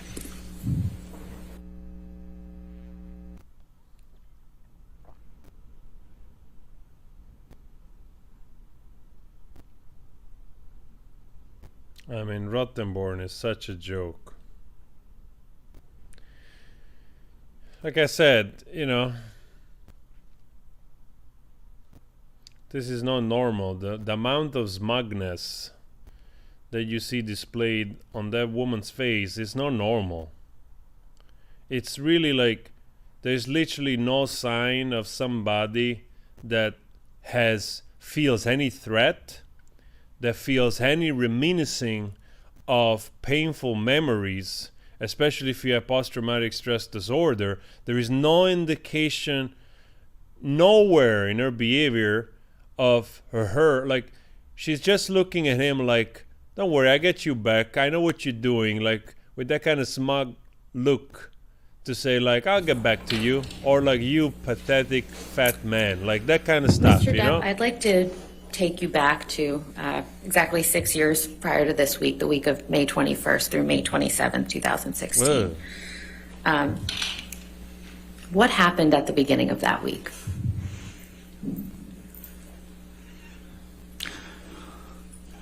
May 21st. Excuse me, May 20th.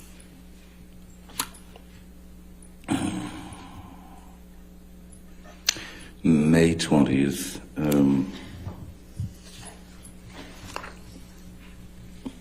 We're talking 2016 here. Yes. May 20th, the afternoon of May 20th, afternoon, evening, my mom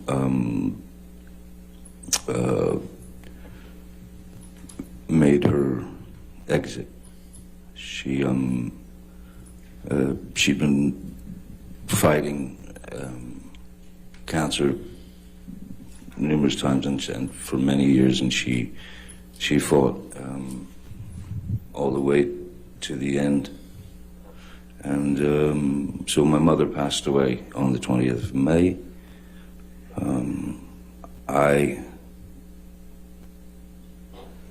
Which does bring instant perspective into one's mind. I spoke to Amber that night. I called her on the telephone, explained to her that my mom had passed, Betty Sue had passed, and that I thought that the best thing we could do was to that I file for Objection, Your Honor. divorce. Hearsay. What Mr. Depp told Ms. Heard. We can move on, Your Okay, Honor. yes, ma'am. Mr. Depp, what happened at the end of that week on May 27th, 2016? May 27th, my daughter's birthday. May 27th,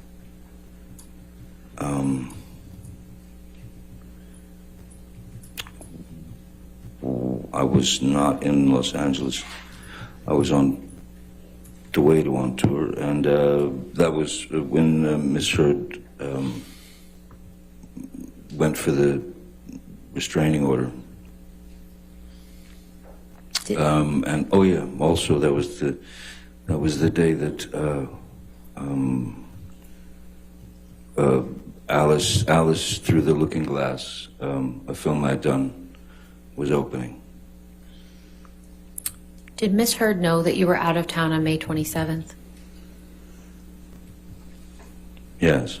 And how would she have known that?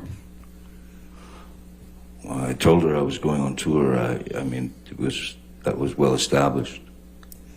How long were you going to be out of town on that tour?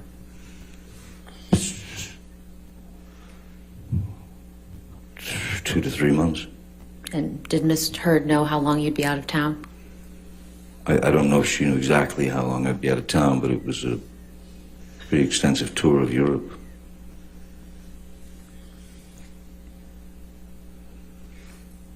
How did Miss Heard's actions on May 27th, 2016 affect you?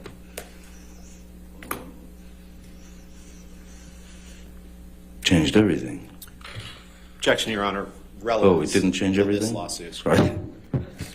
Sure, if you could wait till the objection, please. Yes, I'm sorry. Relevance. Tourette's. Your Honor, this is one of the key you want to dates. approach.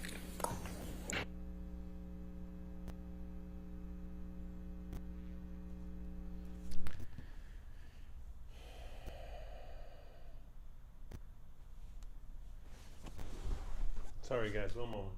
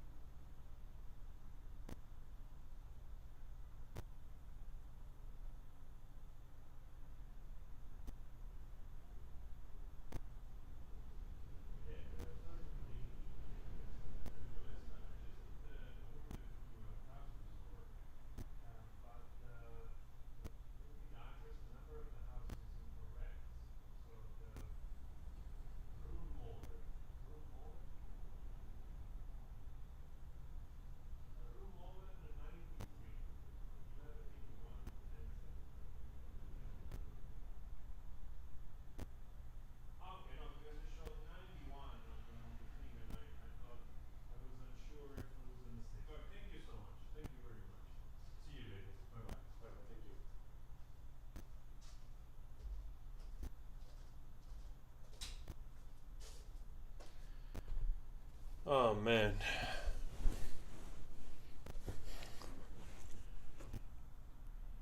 Honestly, I feel a little bit sick to my stomach to look at this because it's funny to see that JD is the only person out of all of this that actually shows symptoms, shows signals of actually being abused.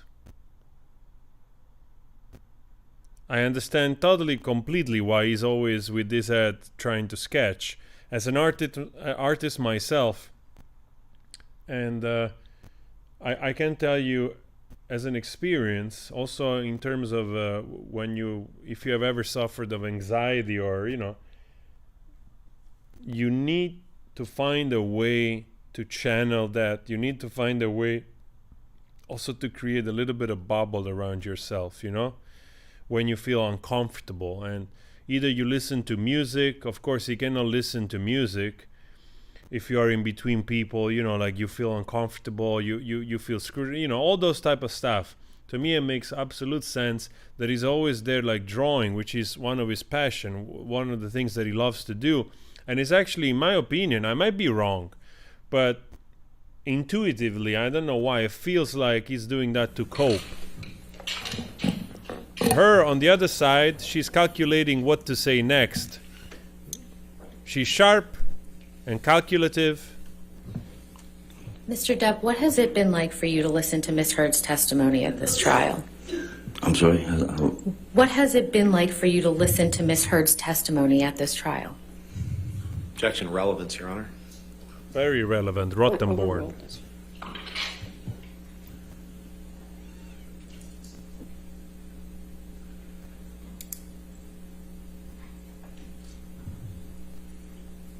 Insane.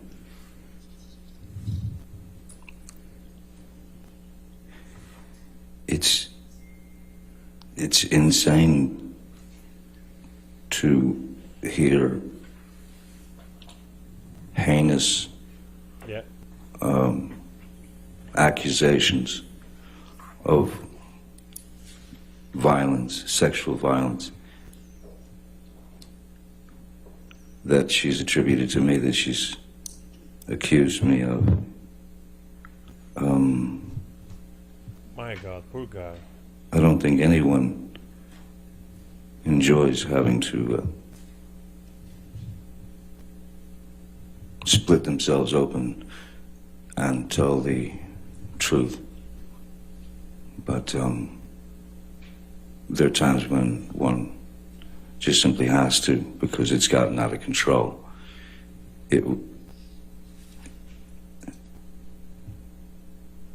Horrible.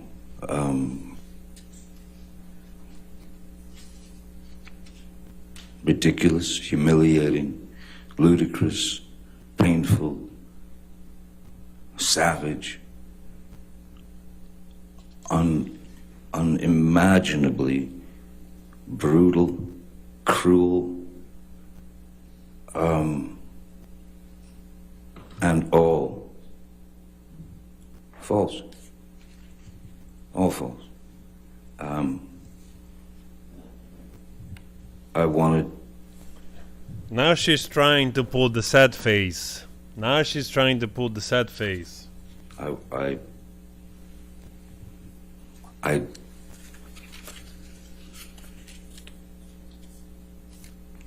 No human being is perfect, certainly not. None of us. But I have never in my life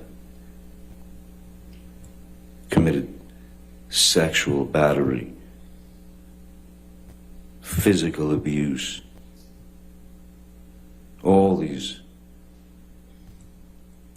outlandish, outrageous stories of me committing these things. And living with it for 6 years and waiting to be able to bring the truth out. We believe so you. This is not easy for any of us. I know that. But no matter what happens, I did get here, and I did tell the truth, and I have spoken up for what I've been carrying on my back reluctantly for 6 years. Thank you. No further questions. All right. Did you want to take lunch at this point, or just? Okay, all right, let's do that. All right, ladies and gentlemen, let's go ahead and take lunch this time. Do not discuss this case with anybody, and don't do any outside research, okay? Thank you. An applause to Johnny. An applause to Johnny for having the guts. And don't break anything on your way out. Thank you.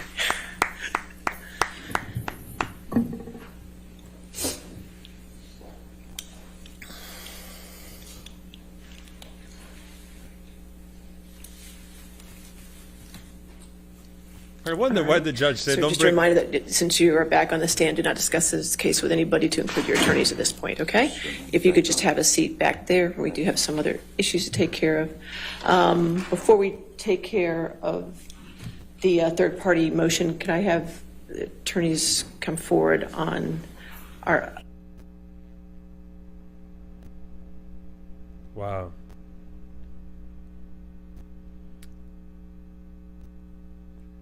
There was the most tense, like literally you couldn't hear a pin. You could have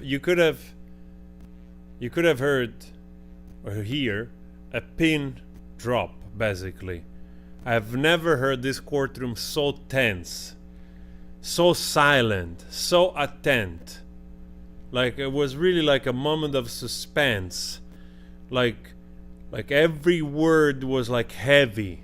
Every word was heavy, but it felt like as a necessary like burden to let those words out.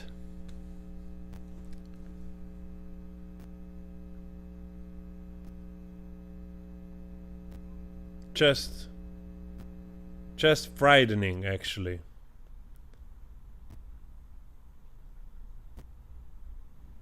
I believe him. I don't need any more evidence. I mean, it's clear. This guy has been abused for years. He's been ruined, belittled, humiliated. Bencho is scratching his crack. But you know what? Bencho, I forgive you because you're kind of funny and cool. And you remind me of my uncle that passed away, rest his soul. So you get a mega thumbs up twice, okay? You can scratch your crack as long as you like, all right? We have no limitations here on how much time you can scratch your crack. We're fine with that. As long as you don't smell it in public, that's something reserved only for when you are by yourself. All right? Bencho. But we allow you because we like you.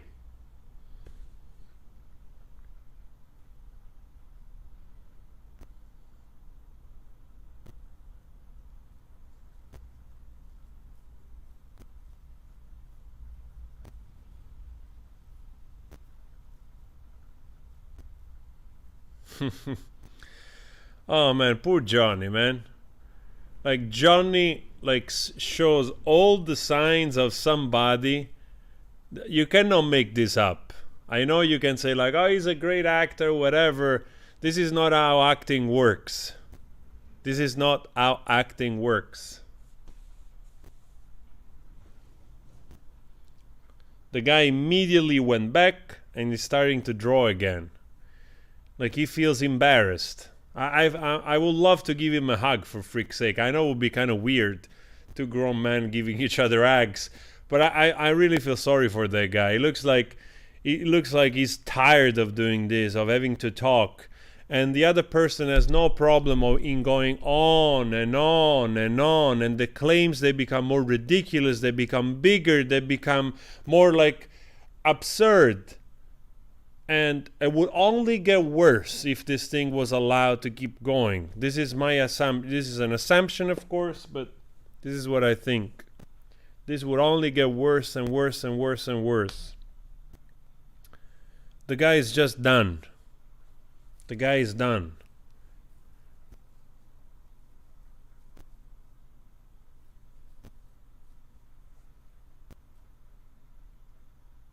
I really hope that he gets out of this victorious, not because I want to, destroy the other person or wish her harm or whatever, not at all. But, there are moments in life where you have to take a stand, and this time you got to stand with this man. And I hope that the jury sees the same. It goes beyond being a celebrity. We just can see this because unfortunately so many times this takes place behind closed doors. So you cannot support, even spiritually, a person that is going through abuse. But this is a time where, because this is public, it becomes a human experience. Really, I've said this before, becomes an occasion also to learn something. Like, it's such a window into human dynamics that we can all somehow learn from, or be witness, whether as sort of red flags for each one of us. Definitely can learn something from this. Absolutely.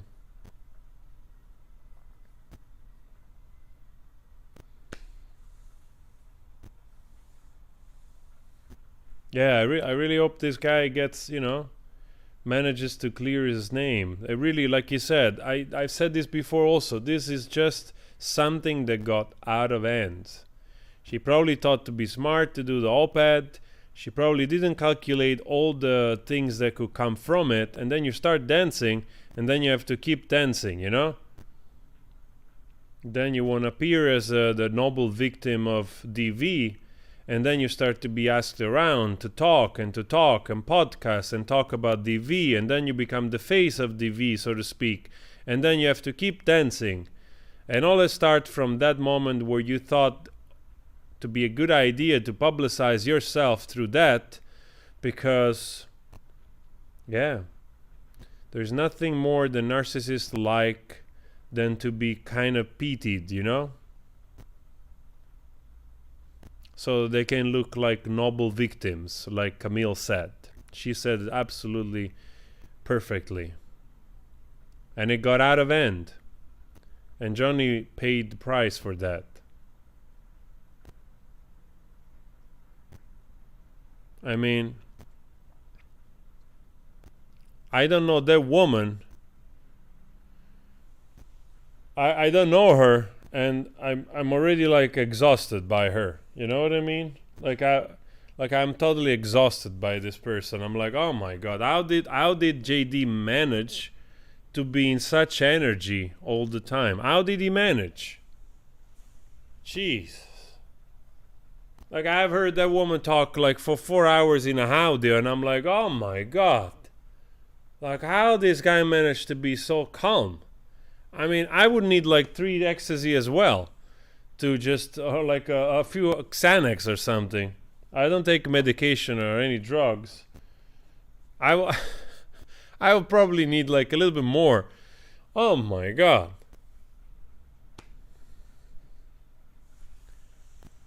I would have left the country. Like, even change my name or something. You know what I mean? Wait, the pizza arrived.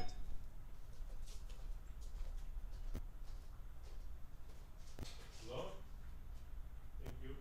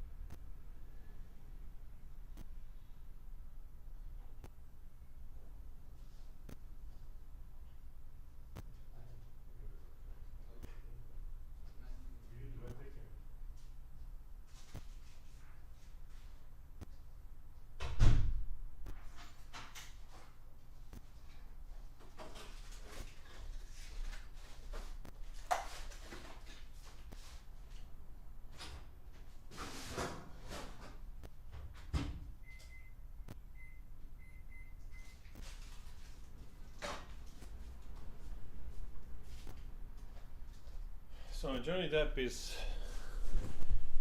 is drawing again. So I guess they're gonna go like in lunch break. Maybe we should take a pause as well.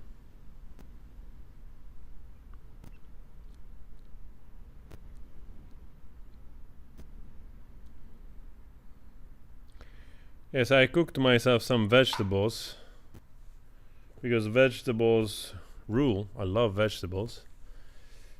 And yeah, tonight pizza. Nice quattro formaggi. 4 cheeses. Pizza. I was thinking if to stop the stream and then start another stream after. Maybe it's also easier to go through it because I wanted to cut out a piece of Kate Moss and also JD part out and re-upload it so that people can also find it more quickly. Man, that was heartbreaking, I have to say. It was heartbreaking. It was heartbreaking to listen to JD really pouring his self out.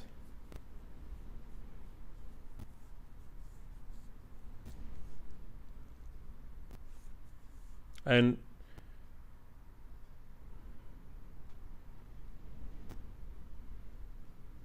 I love how he described with the proper adjectives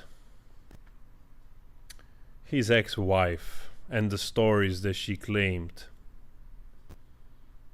Very good, JD. Very good, JD.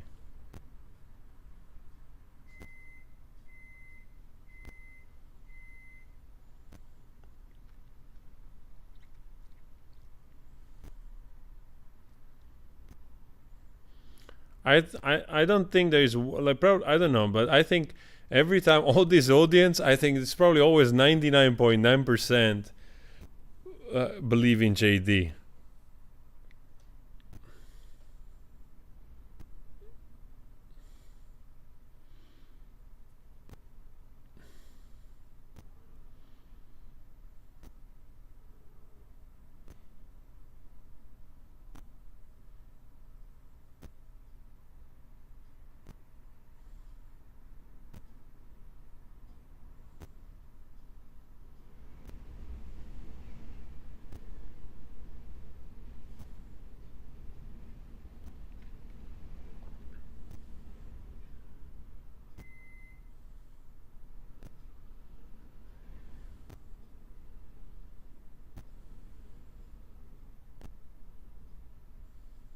Camille, look at Camille. I can see right there that Camille, she's fighting.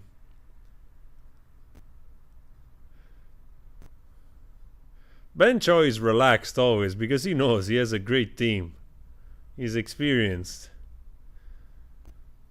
Like the other team on the other side is really tensed, and Camille, she's... Look at Camille. She's bam, bam, bam, bam. I can already feel it from here. Oh man, so many lies. So many lies.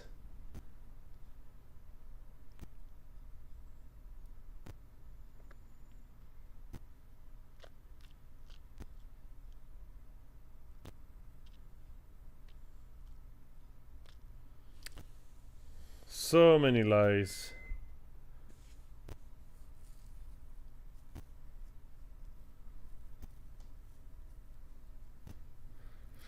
I think the judge wants a pizza slice as well. I have that feeling. I think the judge is like, I wish I was in my backyard.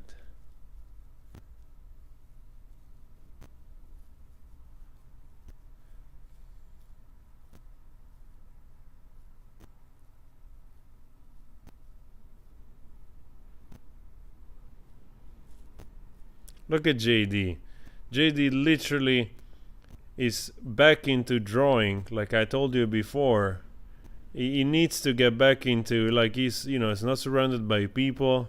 He's like really hunched in between his shoulders, you know, with the neck looking down. I mean, I'm not a behavioral expert, but somehow I feel that it's like really trying to cope always by escaping into drawing.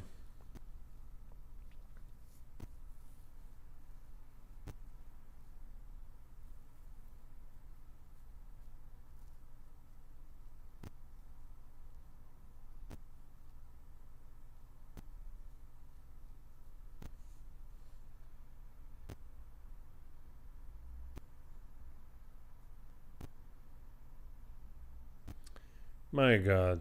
Like, you end up like this in life, you know? You get the wrong partner, it freaking messes up your existence, and it also worsens it. Wow. All right, guys, I think it's a good... I just want to hear, but this 100% is going to go into the lunch break. I'm going to stop the live because it's better. I come back later, don't worry, I make another live. I'll see if I can pause the live, this same live. And I come back in a second. Like in an hour, I come back. I tried to cut some of the video out, re-upload some. And I'll see you in an hour, right? Let's do like this because I'm pretty sure they're gonna go into break now. It's like time. So they have some stuff to do, but the jury's out, so... Alright guys, let me stop this. I'll see you in a bit, okay? I'll try to pause it, but I'm dead on back here in 1 hour, so don't worry. And I just want to try to see if I can pause this. I do a little bit of work of cutting some videos. I quickly eat, and then I'll try to be back on the stream as fast as possible, alright? Alright guys, go get some food as well. And I'll see you in a second, okay? See you in a